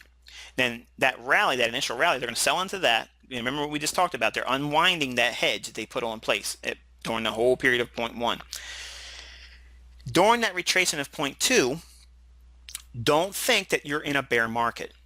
Stay focused on looking for net long positions, okay, for your own trading. So in the point 3, okay, after that 12-month net long position, you want to be looking for swings and position trades long. Your macro trend traders, long-term traders, looking for big moves, that's when it happens, when they move back to net long after a big, huge net long position. Okay, when they move to a net short, back up to a net long, that's when the best buying opportunities for position trading takes place. If you're a swing trader, it's an astronomical place to take entries for being a buyer. Point 4, again, they swing back down to a net short position. During this time, okay, you can still take short to intermediate term downside shorts, because it's basically going to be correcting again. It's going to be a retracement and an up move. Then at point 5, we have another net long position. Okay, the commercials went back above that 0 basis line. Notice they are nowhere near the level they were before net long, but it does not matter. This is like of oversold condition for you. Okay, you want to be looking at that saying, wow, this is now another buying opportunity because they have now bought some more, prices dipped down and retraced. So now what's going to take place is you're going to again look for short to intermediate term buying opportunities because you're trading with the COT trend. Okay, and at point 6 we see price come down and they make a huge net short position, the largest they've made in the last 12 months. What is that going to indicate? The likelihood of a high. So you want to be reducing the risk on your long positions and many times filtering out new buying opportunities and start looking for selling opportunities. Okay, but again, don't bet very large in terms of risk on those large net long positions and net short positions. You don't want to do that. It's the initial retracement later on after that extreme and price supports the notion that it's a major reversal is taking place. That's when you want to put your maximum leverage on, if at all. Now, obviously, the inner secret to commitment traders is to trade with the trend of commercial traders, okay, because they set in motion all of the intermediate term and long-term highs and lows in the marketplace. And you can find them by ferreting out the 12-month extremes in the net positions, short and long, by the commercials. So if you look at this as a macro understanding of fundamentals, okay, it gives you all of the things that you want to look for in terms of studying fundamental data, reports, bank reports, all that stuff. All that's ferreted out for you. And if you couple this information with support and resistance, astronomical results are as a result for doing such. So now what does it look like graphically, okay? And what I'm showing you here is a chart from pricecharts.com. Now before I say anything further, this is a paid service. You will have to pay for this, okay, to get this particular chart. You don't have to have this chart. I just simply like this chart. When you see my videos, I don't always share this format, okay, because I really print these charts out and really mark them up with pen. And yes, I still do that archaic way of doing it. Even with having computers, you got the yin yang here, I still like to mark up paper charts. That's how I started. I'm old school, so I'm a dinosaur. 20 years ago, we didn't have the wonderful things we have now. It's high-end technical traders. But if you don't want to use pricecharts.com and pay the money for their absolutely gorgeous charts, you can go on their website and try their 2-week free demo. Okay, and you create an email address because they're going to spam you. Okay, I'm telling you up front, they're going to spam you, and you can try for 2 weeks for free and never use the email address again, and they can keep sending all their publications trying to get you to subscribe to an email address you never touch again.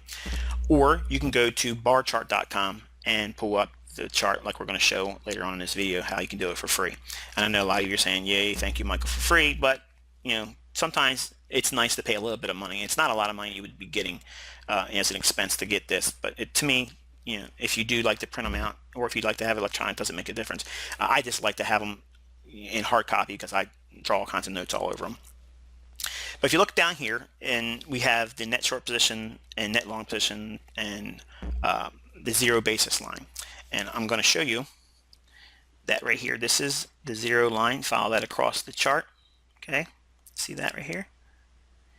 What this is indicating is the zero basis line. Anything above zero is net long, anything below it is net short. The commercials are the heaviest black line. That's this line right here. Okay, and you see what they have here? Large net long position, largest they had. And look down here, we have the commercials diametrically opposed to the large speculators. They're the funds.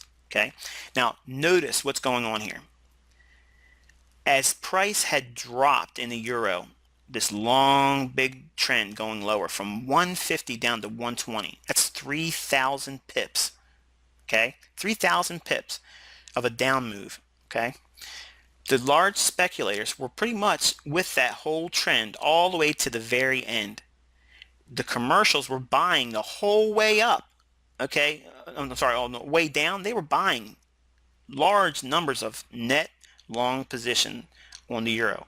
Finally, when the euro came down to 120, the diametrically opposed tug of war, okay, the tide changed, price changed and moved higher, started trading higher, and then they got in sync with the now new bull move, okay, as the commercials started to liquidate their long positions. Who was assuming the other side of the long positions they're selling? The funds. Okay, you see how there's an interchange relationship between the two? As the commercials move higher, the funds start moving lower. This is one of the absolutely wonderful secrets, if you will, to how the dynamics of the marketplace work. And if you understand the relationship between these two, okay, it's a dance. Okay, it's a beautiful dance between two entities in the marketplace that absolutely give you every insight that you would absolutely love to know, but you probably didn't even know you needed to have this information. I mean, think about it. If you didn't see this before, you probably never, many of you probably never even knew this existed, let alone let it be free information. Okay, because the information's free. They have to buy. This is one thing the government did right. They forced large traders to tell us whether they're net long or net short. Now imagine if they could do that for stocks. I mean, that'd be wonderful. 401s would have no problem making money then, okay? So now looking at this example, okay, here we have like we were talking about earlier, we have a net long position by the commercials, okay? Net long, hugely net long, okay? And then eventually price starts to move higher. Then they swing down below net zero. So now they're bearish. They have a net short position. What do you think price should be doing at that point? It's going to correct. And you see that happen here. It comes down and corrects to what?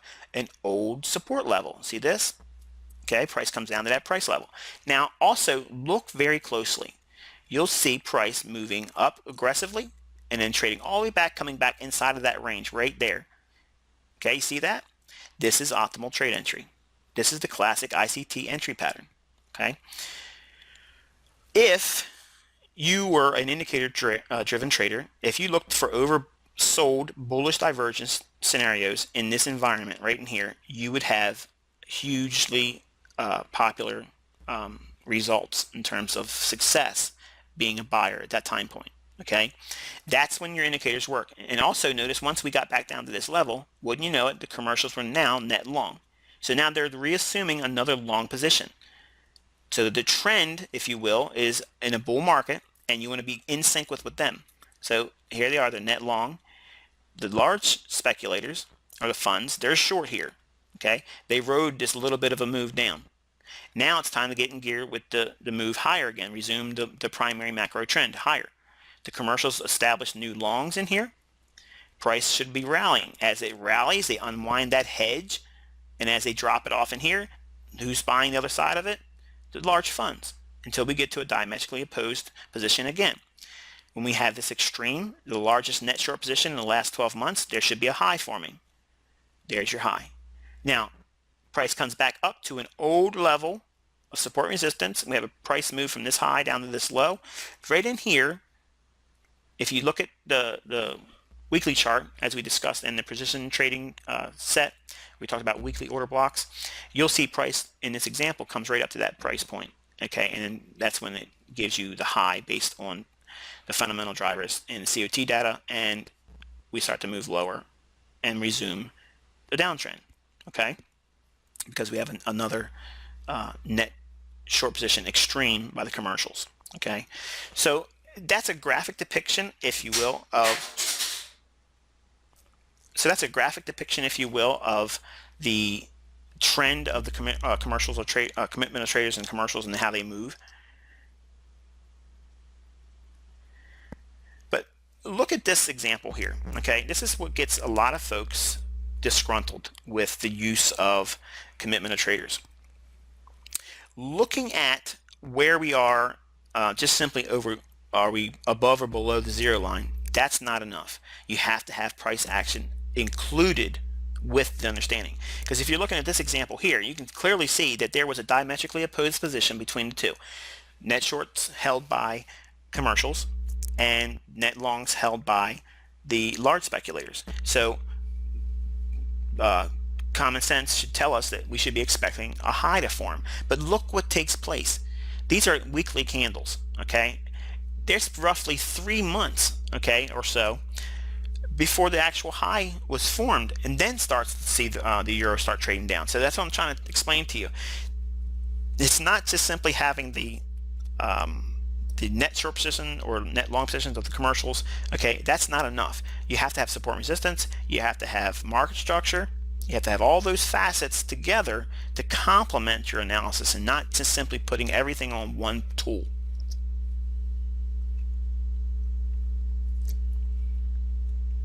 Now, looking obviously at the net long position here held by the commercials, when you see that, if you have been selling and you've been bearish, okay, looking for new shorts should again start weaning back the amount of risk on your shorts and start expecting some level of rejection around higher level support and resistance levels. Now, I don't have the charts in this example, but if you go out to historical charts and you look at the 120 level, it's very indicative of a key support level. And when price came down to that level, and if you just recently saw in the last year or so, we were calling the market to trade around that same level again, and that was the low of the year last year. So when you see that, in video on YouTube, on the Inner Circle Trader YouTube channel, you can see it's there. I mean,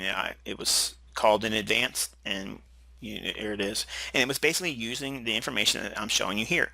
Understanding again the idea of support resistance is the central tenet to why this works. Not just simply are the commercials net long or net short. You want to be looking at support resistance. You want to be looking at market structure. Are we in a overall bullish or bearish market environment? Are we making higher highs, higher lows? Are we making lower lows and lower highs? Have we broken significant resistance and then has it turned to support? And now is the commercials signifying that there's a major trend change underway? Okay, as we see here in the year 2009, around April and June time period, all of a sudden that low, formed, and it had an astronomical opportunity to capture a huge amount of pips.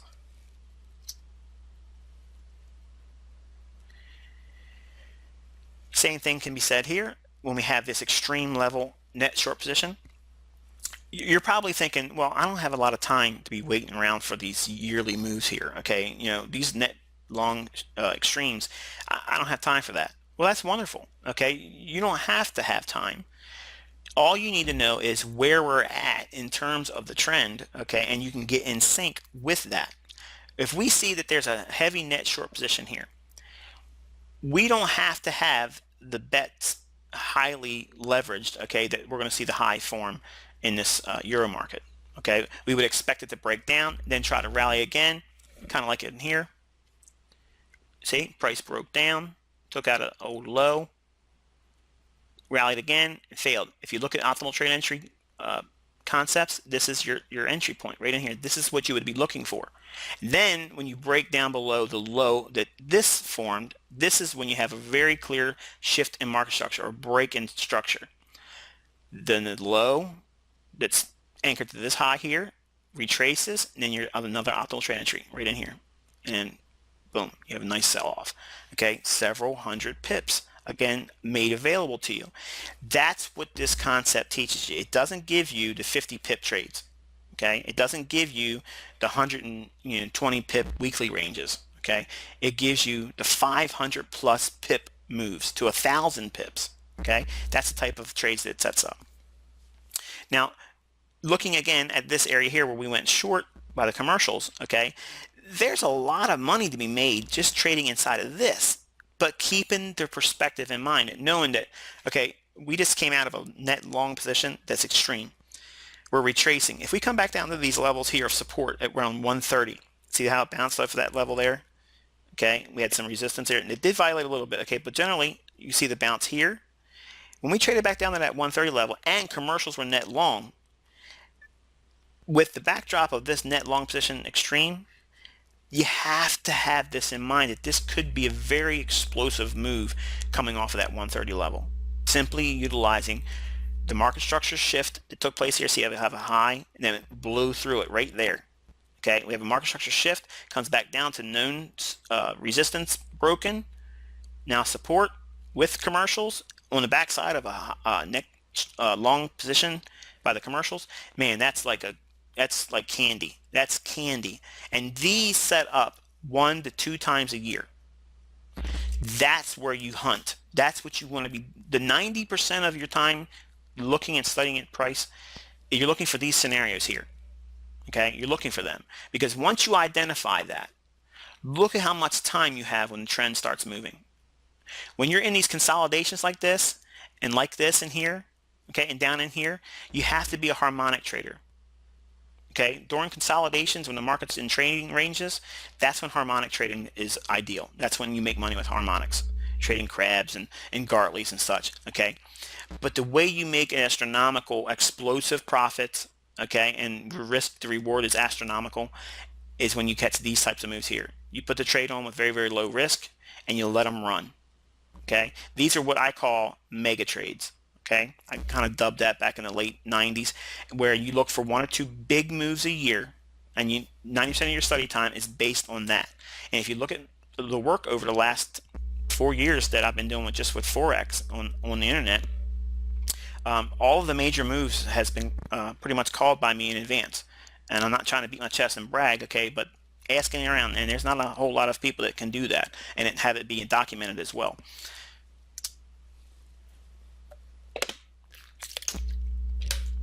All right, so now we're going to focus in on this net long position here. When we see this environment, what do you look for? Well, I like to look for a combination of things. Obviously, I want to see a market structure shift on a intraday basis, okay, because you're going to see the trend change on an intraday level before you see it clearly on the weekly and daily. Okay, it's going to happen on the intraday levels first. But what happens is many times folks are spending too much time on the intraday basis and not spending enough time where we are on a macro level as it relates to the intraday. Okay, so in other words, they put way too much emphasis on the intraday. When we get to these environments like this, then I'm very, very keen on knowing what the intraday levels look like around the 5 and 15 minute and 1 hour basis, because if we're trading at these price levels and around time of day and we start seeing explosive moves up, I'm going to be looking for that retracement. Okay, I'm going to be looking for bullish harmonic patterns. I'm going to be looking for optimal trade entries. I'm going to be looking for bullish reflection pattern, ICT reflections. I'm going to be looking for the open of the days near the low, okay, and very minor moves from the opening down and then exploding up to close high on the day. That's the environment I'm looking for. If I start seeing that unfold on the daily ranges, I know I probably got a tiger by the tail. And if I can get an intraday pullback on an hourly or 4 hour basis and catch an optimal trade entry, based on like a big figure number or a mid figure or an institutional level, based on that initial pop, because you want to buy the first return. When we see that big surge up and it starts to retrace, I'm going to be testing the waters and trying to catch that first return from where we came from at that 120 level. It may not get right back down to that 120 level. In fact, I don't want to go down to the 120 level. I want to see it blast off and then try to fill in the expansion of the recent price action. Once it retraces back into an existing order block on a lower time frame, I'd be looking to be a buyer there. And then whatever market profits I can acquire during that initial move, that's what I'll use as a buffer to allow me to take initial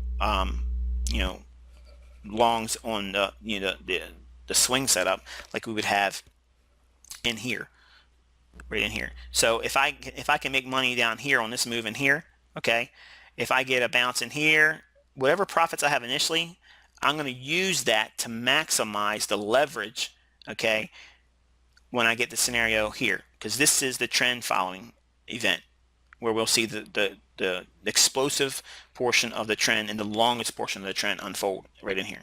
Okay, and we're going to look at an example of the Canadian dollar later on, exactly what I did this year. All right, this is what it looks like on a Forex chart. Okay, same thing. All we're doing is looking at the data in a Forex platform. And this is, at the time, this was actually done with an FXCM. I don't trade with FXCM at the moment, but this is that charting platform that was used. And you can see the price did make the low here, just like it did in the commodity market, and price rallied up.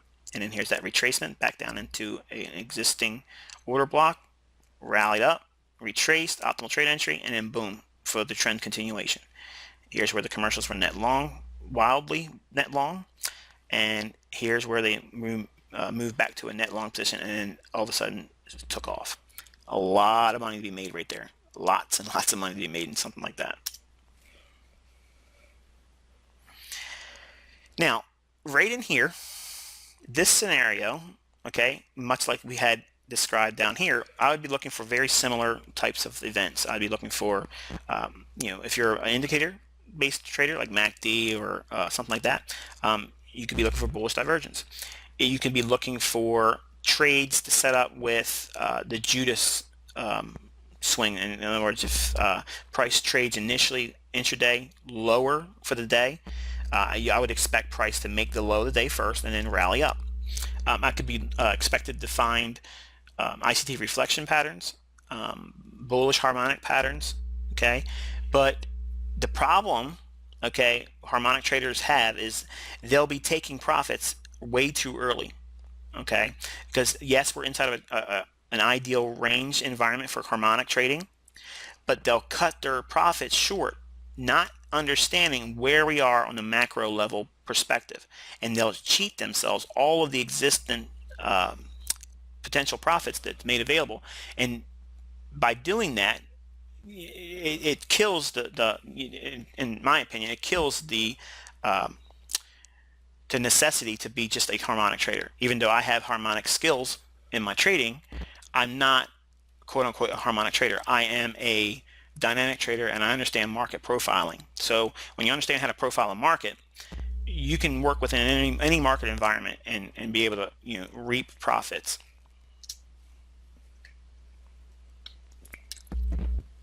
So looking at this, we can actually see a turtle soup, which is a false break below an old low, quick rejection. Now think about it.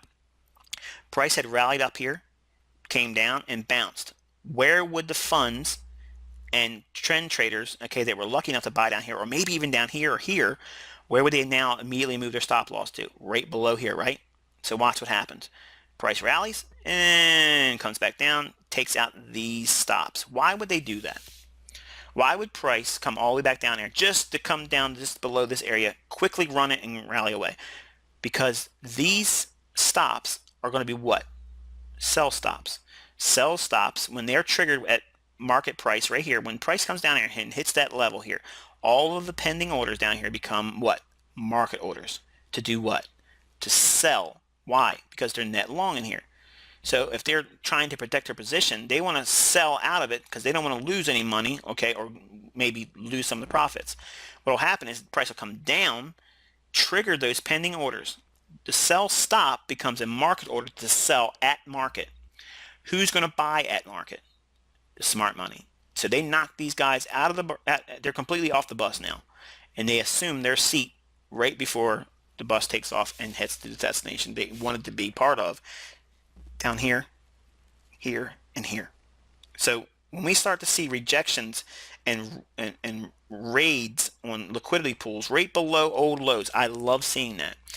90% of the best moves take place with this environment right in here. Okay. Now here's a wonderful thing. This is a daily chart.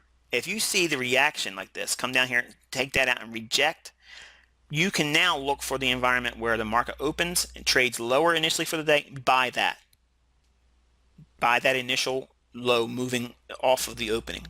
Okay, during the London session. The London session is going to create the low of the day, typically in that environment. And you'll see the market rally up, close high on the day. And then you'll see that phenomenon unfold as we move higher. Okay, but with minor retracements as we go along. Every time the price it retraces, okay, it comes back to an order block, okay, or comes back to an old support. A resistance broken, turn support. A resistance broken, turn support. A resistance broken, turn support. A resistance broken, turn support. Each one of those environments is an opportunity for you to be a buyer using directional premise. There's no rocket science to it. It's just a matter of looking for a combination of ingredients and then following the recipe to get blue ribbon results. And it takes some effort, guys. It's not simply a magic wand where you wave it in front of your screen and there's going to be a neon sign, okay? Or I'm not going to be on here every day tweeting, hey, look, it's a buy day, or this is the day you buy. Don't look to me as an oracle. I'm not that. I am an educator. I'm trying to teach you how to do this for yourself. I've been doing it for 20 years. I know this stuff works. It makes lots and lots and lots of money. And you don't need to do a whole lot to make a lot of money. All right, so now looking at, again, the price action that takes place here right before this. This is an optimal trade entry. Okay, so if you run your fibs across this price action, you would see this take place. The main thing I really want you to understand is what makes this optimal is that it comes back and fills this range, okay, from the low to the high, right before it takes off, this explosive move. This is what is indicative of institutional order flow. This is only going to occur when there's going to be institutional sponsorship. People that have lots and lots and lots of money at their disposal, and they're putting it to work by buying this currency. And when it rallies up like this, okay, it has to cool down, just like we saw in the commitment of traders. They went net short, and that's why you see this retracement. And what did they do? Again, they went to a net long position. So they started buying more aggressively right in here. And they accumulated even more of the positions made through liquidity by running out the old low here. Notice there was no other low taken out prior. This is the one that's going to cause the exponential surge higher in price. When you see that in a move up, you see this, you like to trade the A to B, C to D, price projections, okay? When you see this phenomenon, this is what is the telltale signature point. And guess what? No one else teaches that. Nobody on the internet teaches that. But this is the perfect scenario to justify when an ABCD extension, okay, a price swing, when that takes place, this is what's there always. Okay? Put that in your notes. Every ABCD extension or price swing or measured move always has this in it. Every single one of them. When it comes down, blows out a low in an existing price swing up, this is when you know it's going to happen. When it violates and rejects, that's it. You know you're going to get an extension. What do you mean by that? Well, watch this. Take the low to this high. See that range from this low to high? When this thing rallies up, it's going to do this same measured move from this low to high off the low. And you can see the range from this low to high is duplicated from this low to this high. So now you know how to do a confirmation, if you will, of one of the quote-unquote basic harmonic patterns that no one else teaches. All right, now obviously it sounds like it's so easy you can't wait to get out and start looking at commitment traders and start making lots of money, but I want you to understand it's not always as clear as we would hope. Many times it's simply understanding, are we reducing net shorts or are we reducing net longs? It doesn't necessarily have to be a net long or net short position that tells us something. And that's when another tool needs to come into play, and that's going to be the tool of open interest.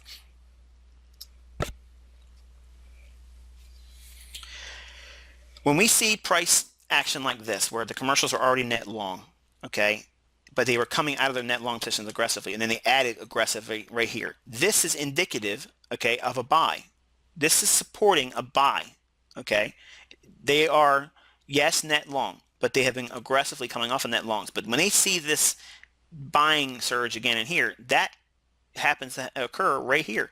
When we come back down to this swing, this low in here, when we look at price coming down to these levels in here, we're going to find support. It's justified by them increasing net long positions, and you see price taking off, okay? It's not, again, it's not indicative of easy winnings by simply looking at the net short, and net long positions by the commercial. That's not enough. You need to have a little bit of perspective, if you will. If, for instance, I'll give you this. If the commercials are heavily net short, okay, if they're heavily net short, that would be, viewed as they have a fundamental reason to expect lower prices soon. Sometime soon, they expect fundamentally that the price should not go much higher, and it should be a retracement of some sort, or altogether a reversal. But if they aggressively change gears, okay, and they don't think that there is a likelihood of the move occurring on the time scale that they thought, they may aggressively change their net position, okay, and that is useful, okay, because you can see that here. We have a net overall net short position. They're net short here, but then look what they do. They rapidly reduce their net short position right before the big move takes place out of this consolidation. Inside of this move right in here, if you looked at open interest, which we'll talk more about in a little bit, open interest decline. I know this for a fact because I have the information. I was looking at trading opportunities back then. Looking at this in here, you'll see open interest decline.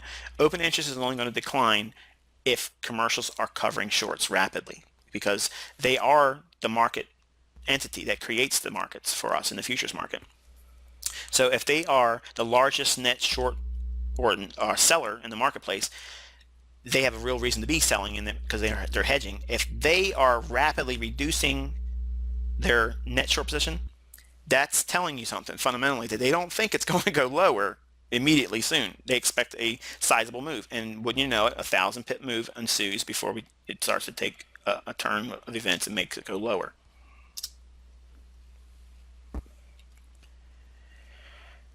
Now, again, going back to this in here, okay, it's important that you understand that there is a lot of swing trades available throughout the year by using this information. This is a daily chart. These are all daily candles. When you see price surge like this initially, okay, it starts to retrace, you want to be focusing on support and resistance. You want to be looking for order blocks, okay, which will be the last bearish candle before the big move, okay. That's where the smart money accumulates in down moves, okay. As we discussed how the commercials trade in the large macro span of price swings, the same thing happens on a daily chart. On down days, that's when they accumulate longs.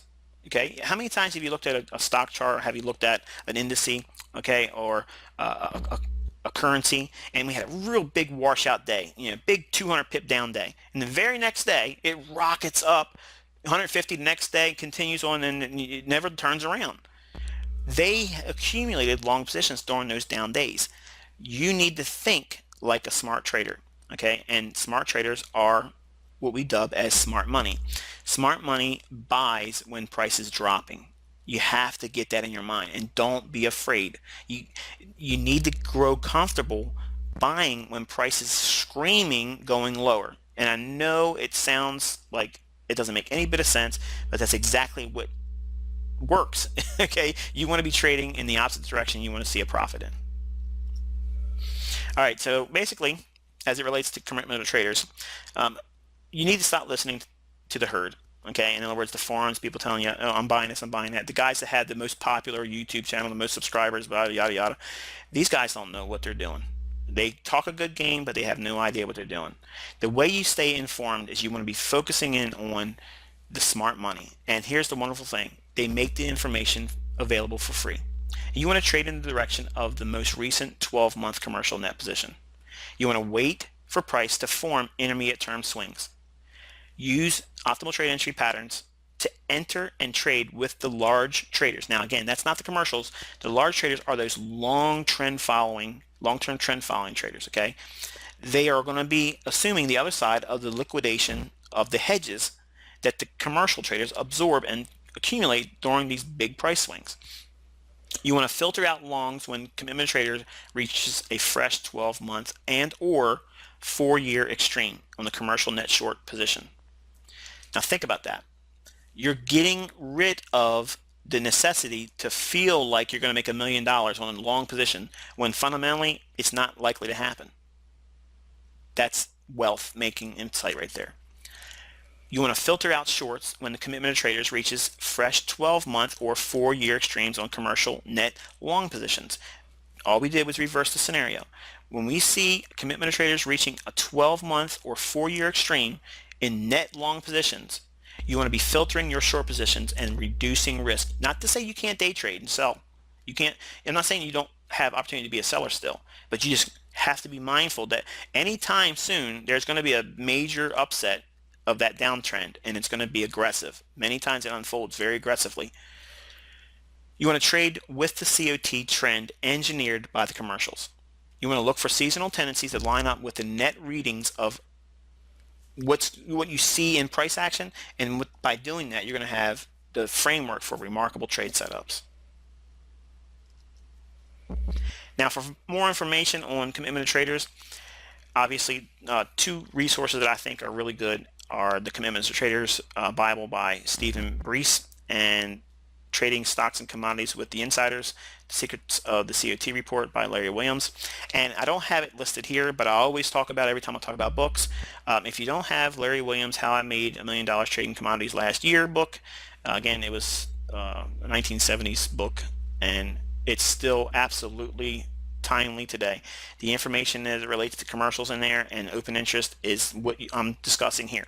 Okay, and I think it's one of the absolute gems in technical analysis that honestly a lot of people read his book, a lot of people know about commitment traders, and a lot of people know what open interest is, but not a lot of people actually use it, because if they did, they'd be wildly successful.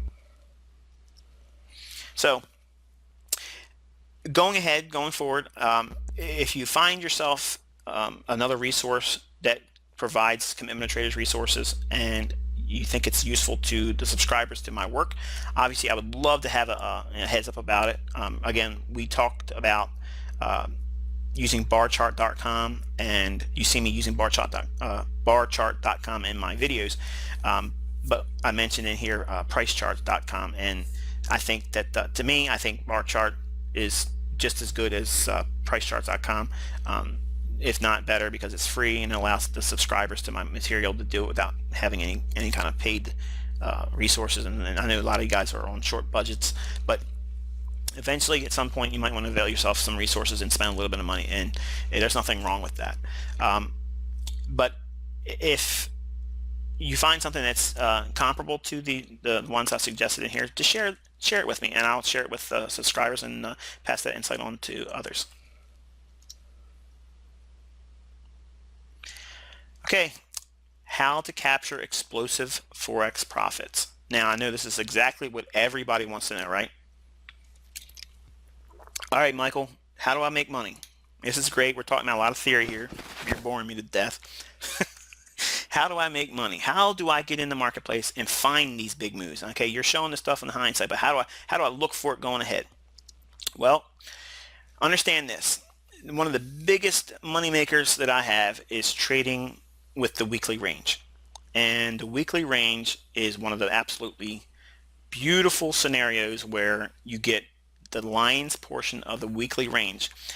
And ideally, you want to be buying very near the weekly low, and you want to be able to absorb the time required to hold on to the position until late Thursday and even as late as Friday's close. There's a little study I made a lot of folks do when I initially put out this information in 2010. I asked everyone to simply look at the weekly range over a 15-minute chart. In other words, compress your 15-minute chart and delineate the days. That way it gives you a vertical line delineating when the days begin and end. And I want you to notice the reoccurring pattern that takes place. And I know many folks, that have been trading for a long period of time, I've had commented in email saying, well, it's pretty obvious, isn't it? Well, my question is this: if it's so obvious, did you use the information to trade the weekly range on a consistent basis? Were you able to use the information and use it to facilitate a trading plan? And they never replied with any information to the effect that they did. So what I'm suggesting to you is this: go into your charts and go for the next couple weeks. Okay, I'm going to show you how, if you focus on the monthly, weekly, and daily, and you arrive at a premise to directional bias on COT data, the 18 and 40 moving average concept that we just discussed, and we'll talk more about in a little bit here.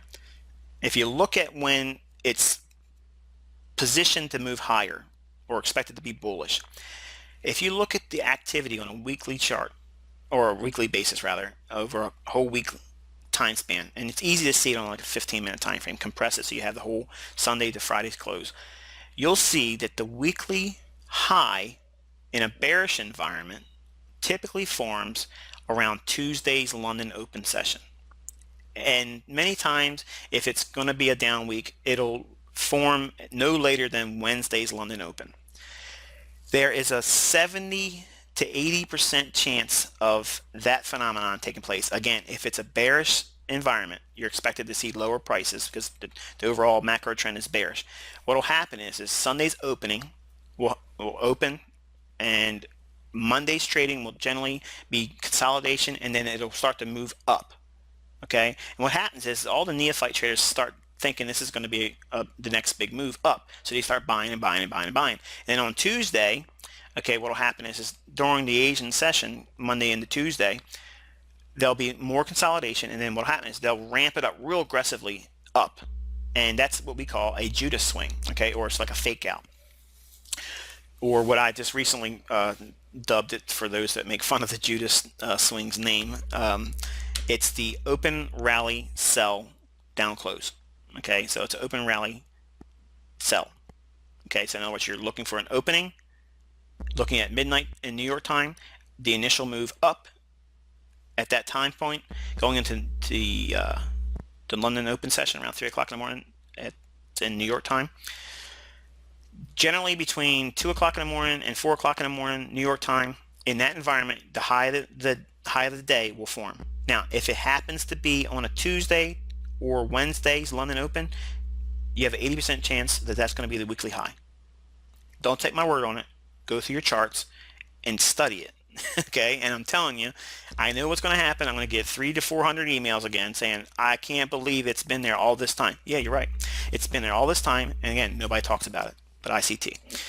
In bullish environments, okay, what will happen is the market will open on Sunday, consolidate, or trade lower on Monday, and then Tuesday it'll consolidate, and then there'll be a rapid decline going into Tuesday's London Open, or between 2 o'clock and 4 o'clock in the morning on the East Coast New York time. Okay, when you have that window of opportunity, that's the ICT London Open kill zone.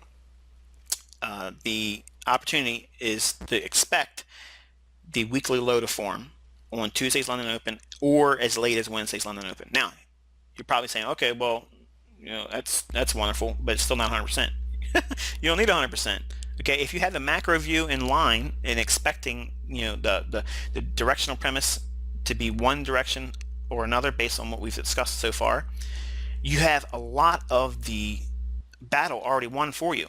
Now you're just going to fine tune it down to, okay, well, if the market's predisposed to move higher, and that means that the market should be closing up on the week, so the range from the opening on Sunday to close on Friday ideally should be an up move. So its principle should suggest that Friday's close should be higher than the price that was traded on Sunday, right? Okay, well, how do we get to that? There's got to be a low form first, right? Many times what will happen is they engineer the early beginnings of the week to go lower, and a lot of times that fake out sucks in a lot of neophyte traders. And if you watch the forums, many times they buy it hook, line, and sinker, and they chase prices going lower, and then they get shell shocked when they reverse it dramatically, and they drag them across the whole entire weekly range. Okay, folks, we're looking at the Canadian dollars as a weekly chart, and I want to show you what it looks like in an example that just recently happened. We have the red line here. This is the commercials, and the way you get this chart on your this is barchart.com, by the way. You go down to the bottom of the page once you load the chart up, click indicator, and you're going to add this one right here, the commitment of traders line chart. Okay, that's what you want. You can make it small, medium, large. It's small right now. I don't need it any larger than it is. And I got 5 years on it. So going back, you can see that this is the largest net long position that the commercials has had in the last 4 years. Okay, it was above the one that we have here. And price traded down to it's like the 89 level, almost the 88 level. Big figure. If you go out to a higher time frame, which I'm not going to do here just for time constraints, it is a major support level.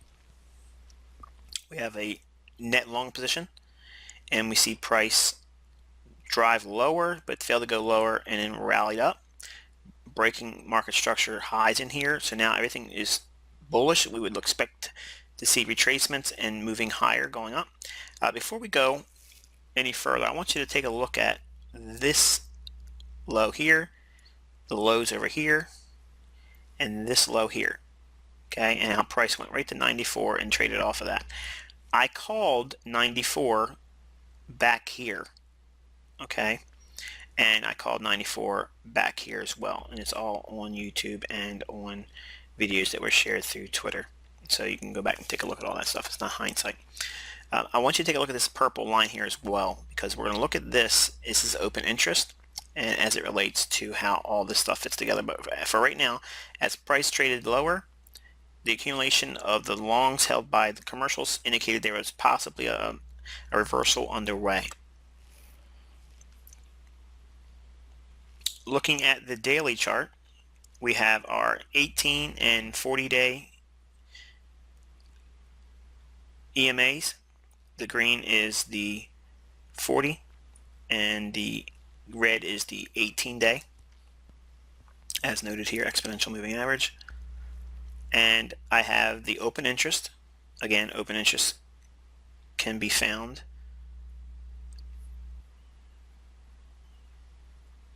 by adding it here, or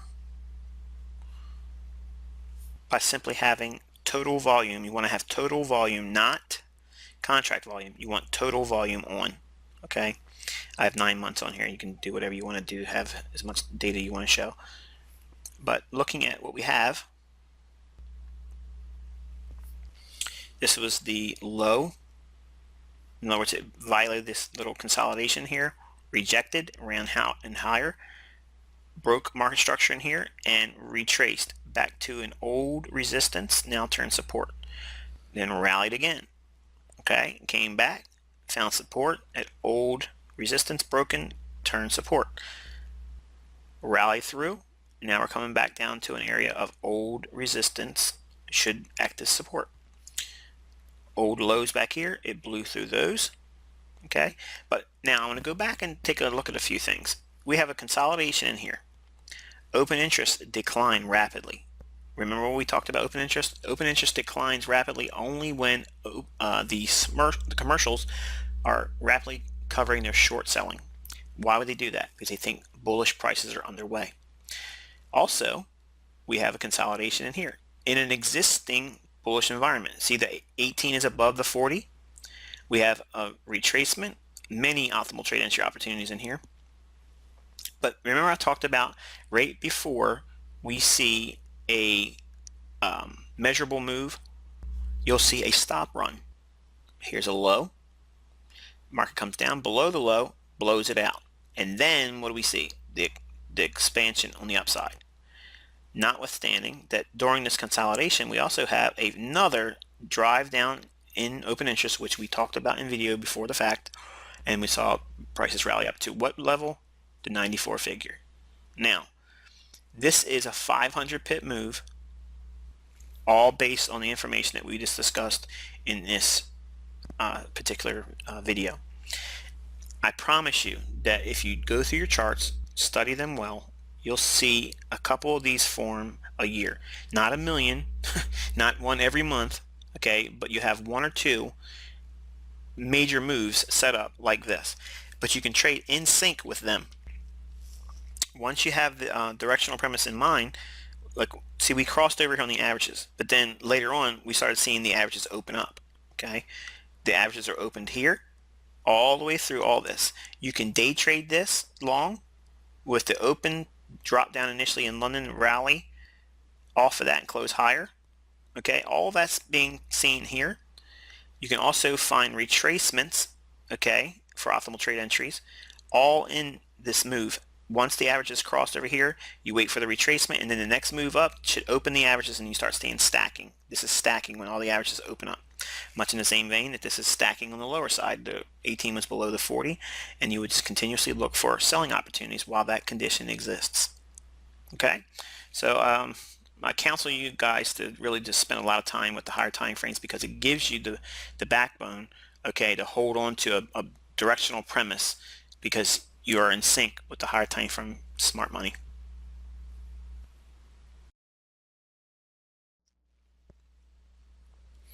All right, the swing trade. Okay, we talked about the 1840 averages, how it looks, what you do with it on the charts, and how the COT data is useful in that respect.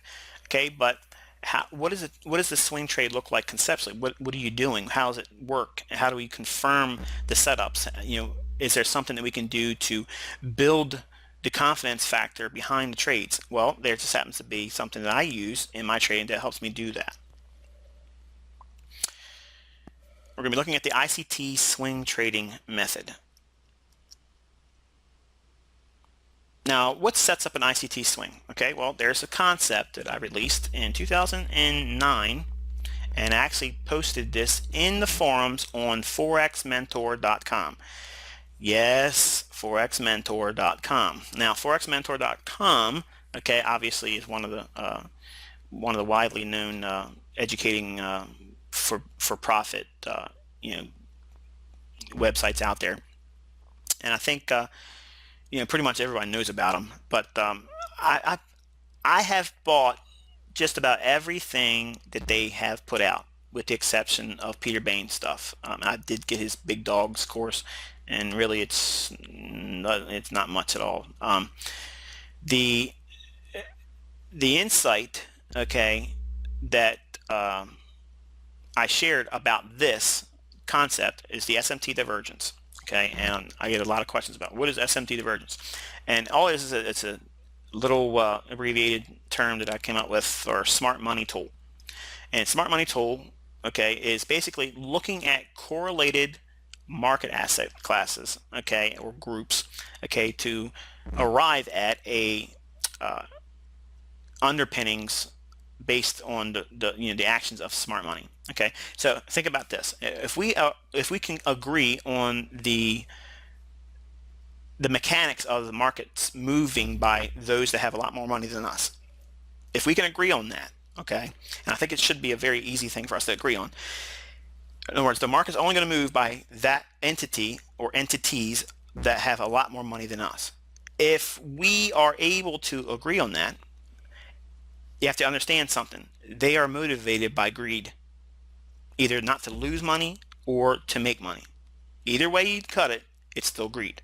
Now, because they are driven by greed, they will be emotionally okay, charged humans just like us. Okay, the guys that are managing those hedges, okay, and they're assuming those positions, they're human beings just like us, and they're prone to make mistakes. They're going to buy more than they should, or they're going to sell more than they should. Now think about this: if we understand that an asset class is closely correlated, and I'll give you an example.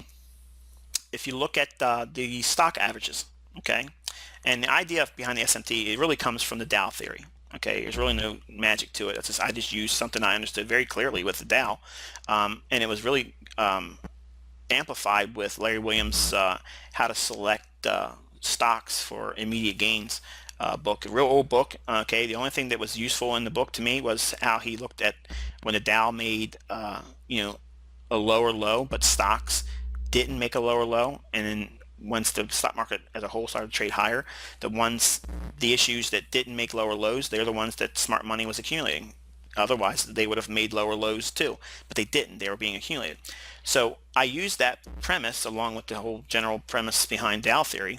The averages should confirm themselves, okay? And when they don't confirm themselves, that is a telltale sign that there's someone with a lot more money than us working behind the scenes. Okay, so you can see the underpinnings of the market on a smart money basis that no one talks about. Okay, so where this phenomenon takes place is every quarter there's a shift in institutional flows, and by using old highs and lows, okay, focusing in on SMT divergence on a daily chart will ferret out many of the trade scenarios that you're looking for. Okay, you want the sizable price swings to work inside of, whether you're a scalper, a day trader, a swing trader, a short-term trader, or looking to position a long-term trade. This is how it's done. Okay, you're going to use market structure, and you're going to be referencing swing point analysis. You're going to just use simply the optimal trade entry for your strategy to get in the trade, but you're going to use swing projection for your profit objectives and determine where you're going to get out at. All right, SMT swings on a daily chart. What is it and what does it look like? Well, we're going to say, for instance, that this is the dollar. Okay, the green represents the greenback. Okay, and we're going to say that the red represents the British pound or cable. Now, the problem with this is going to be this. Because there's an inversion, okay, ideally, if the dollar's rallying, British pound USD will be declining. That's the mechanics behind it all. That's usually what you see. For us to see how this works easily, and it's easier for your eye, okay, you have to have a way of inverting one or the other. Either invert the dollar or you have to invert the cable. In other words, you're going to have to mirror one. So that way they'll be moving in tandem. Okay, and the insight is going to be gleaned by looking for periods of when price between the two. Okay, you can see how the red, again, obviously we're using as an example of being the cable, was able to make a lower low here. The dollar was not willing to make a lower low. That is SMT divergence. It's a crack in correlation. They should have made comparable lows. See how they were trading together lower here, both declining? Right in here, the dollar was saying, I'm not going lower. Okay, when the cable, okay, we're assuming it's being mirrored here, this would have been the cable making a higher high. And then it may be a little bit confusing, so this is the reason why I got to watch the video several times. But if the dollar makes a failure swing to go lower when the cable makes a higher high, or in this case, if we mirrored the two, if it makes a lower low, that's an SMT divergence. That's a crack in correlation, and expect to see a major move the other way. Okay, same thing happening here. We have price making a lower low in here, and the cable was not making a comparable low. It was actually a little bit higher in here. We have a divergence, SMT divergence. We also see that same thing happening on a larger scale. See this low comparable to this low? This low represents this low. The cable went lower here. The dollar was not willing to do so. Now you see a price swing. Okay, price moved higher here in the cable, was unable to do it here. Okay, and when I say higher here in the cable, again, this is assuming it's being mirrored like it is. So this would be a lower low when the dollar made a failure swing to go higher. Okay, and I know it's a little bit confusing, but basically a higher high in dollar should be met with a lower low in cable. A lower low in the dollar should be met with a higher high in cable. Okay, so every low and high should be equal in terms of breaking to higher or lower ground between the two. If you don't see that happening, there's a break in correlation. Okay, you see the high here? We made a higher high here in the dollar. Look what was going on here. Again, this would be the cable mirrored, so this would be lows in the cable. The cable was unwilling to make a lower low, or in this case, since it's being mirrored, it was unable to make a higher high when the dollar was able to make a higher high. So what is that saying? While the dollar was able to rally, the cable was actually being distributed. Smart money was selling that whole thing right here. Every time it was making a rally, they were selling it aggressively, and then boom. Okay, I said that wrong. I just realized that this would be actually buying the cable because it's inverted. So they were unwilling to go lower in the cable, graphically depicted here as not being able to go higher. So the dollar, when it starts to sell off, we'll see an extrapolated move on the cable going higher because it was unwilling to make a lower low. So again, this high to high on the dollar was higher. That should have been met with a low and a lower low in the cable here. Again, this is mirrored. Okay, this is actually, this whole price action here should be reversed. But for us to compare highs to highs and lows to lows, you have to mirror one or the other. Now, I used to teach it where I didn't mirror it, and it just was so confusing for a lot of folks that it was very frustrating for them. And this is probably doing the same thing to some of you now watching it. You're thinking, wait, I thought I understood it. Now I don't. It's really not that hard of a concept. Again, watch the video several times and you'll get what I'm talking about. When we see the examples, it'll make much more sense. The dollar here failed to make a lower low when the cable on this chart here made lower lows, which would have been a higher high in actual price of cable. Cracking correlation, expected price move to the upside. And really, that's all you're looking for. Every 3 months or so, inside of 3 months, there's going to be a crack in the correlation, and all you're doing is looking to find that scenario, that selection tool. Okay, it's not a timing tool; it's a selection tool. You're looking at the daily chart to frame the idea that there should be institutional sponsorship on the buy side or the sell side, and by seeing that, you get yourself in sync with looking for the anticipatory move of price going lower or higher based on this insight, and then using intraday entries and price patterns around that or with support and resistance. Now, assuming we have the scenario where price has now set up a SMT divergence on the bearish side of things, well, you would expect price to rally up into a level of higher time frame resistance. What is that? That's a monthly resistance, a weekly resistance, or a daily resistance. Okay. Once price shows a clear indication that it is wanting to move away from that resistance level, now you have a commitment on the smart monies. In other words, if you're looking at this, think about it. Graphically, this would look like a retracement for a buy. If you were just looking at price and thinking without a higher time frame premise in mind, and if overall premise was bearish, this would look like a buy signal. And I just gave this example at the time of this recording. The previous week of this recording, I gave examples of how the charts looked like buy scenarios when it was still underneath an institutional sell. But this is what you're looking for. You want to see it break down and start to rally back up to that resistance level. When it does that, that's where you sell it. Then once you enter the short, you want to see the market break down and take out the previous swing lows. Once that thing breaks that low, now you're going to be looking for that A to B to C to D measured move phenomenon. Okay, and what will happen is there'll be a retracement of some sort very soon after that. Inside of this retracement, it can come back to the old low, or what you're looking for is you want to see that stop running event. You want to see a short-term high in here that's ran out, okay, that's really not clearly shown in this one. I'm really graphically oversimplifying this, I'm afraid, but inside of this rally in here, okay, this would be a period of time that would encapsulate a previous swing high that's eventually ran again. Once it does that, that's the stop rate that you want to see, and that's when the big move starts to take place and runs down, and you have the measured move phenomenon, or the A to B to C to D extensions. When you have that measured move of this low to high, that range projected from this low down, that's one objective. Or you can take the range of this low to high and do a 127 extension here, or 1.618 or 1.62 extension. That's how I just rounded up. Use that example, okay, and couple that with the A to B to C to D extension harmonically. And that is the easiest way that you can get in sync with the trend, trade with the commercials, with the smart money, trade with a pattern-based method using support and resistance, only higher time frame, monthly, weekly, and daily support and resistance levels in mind.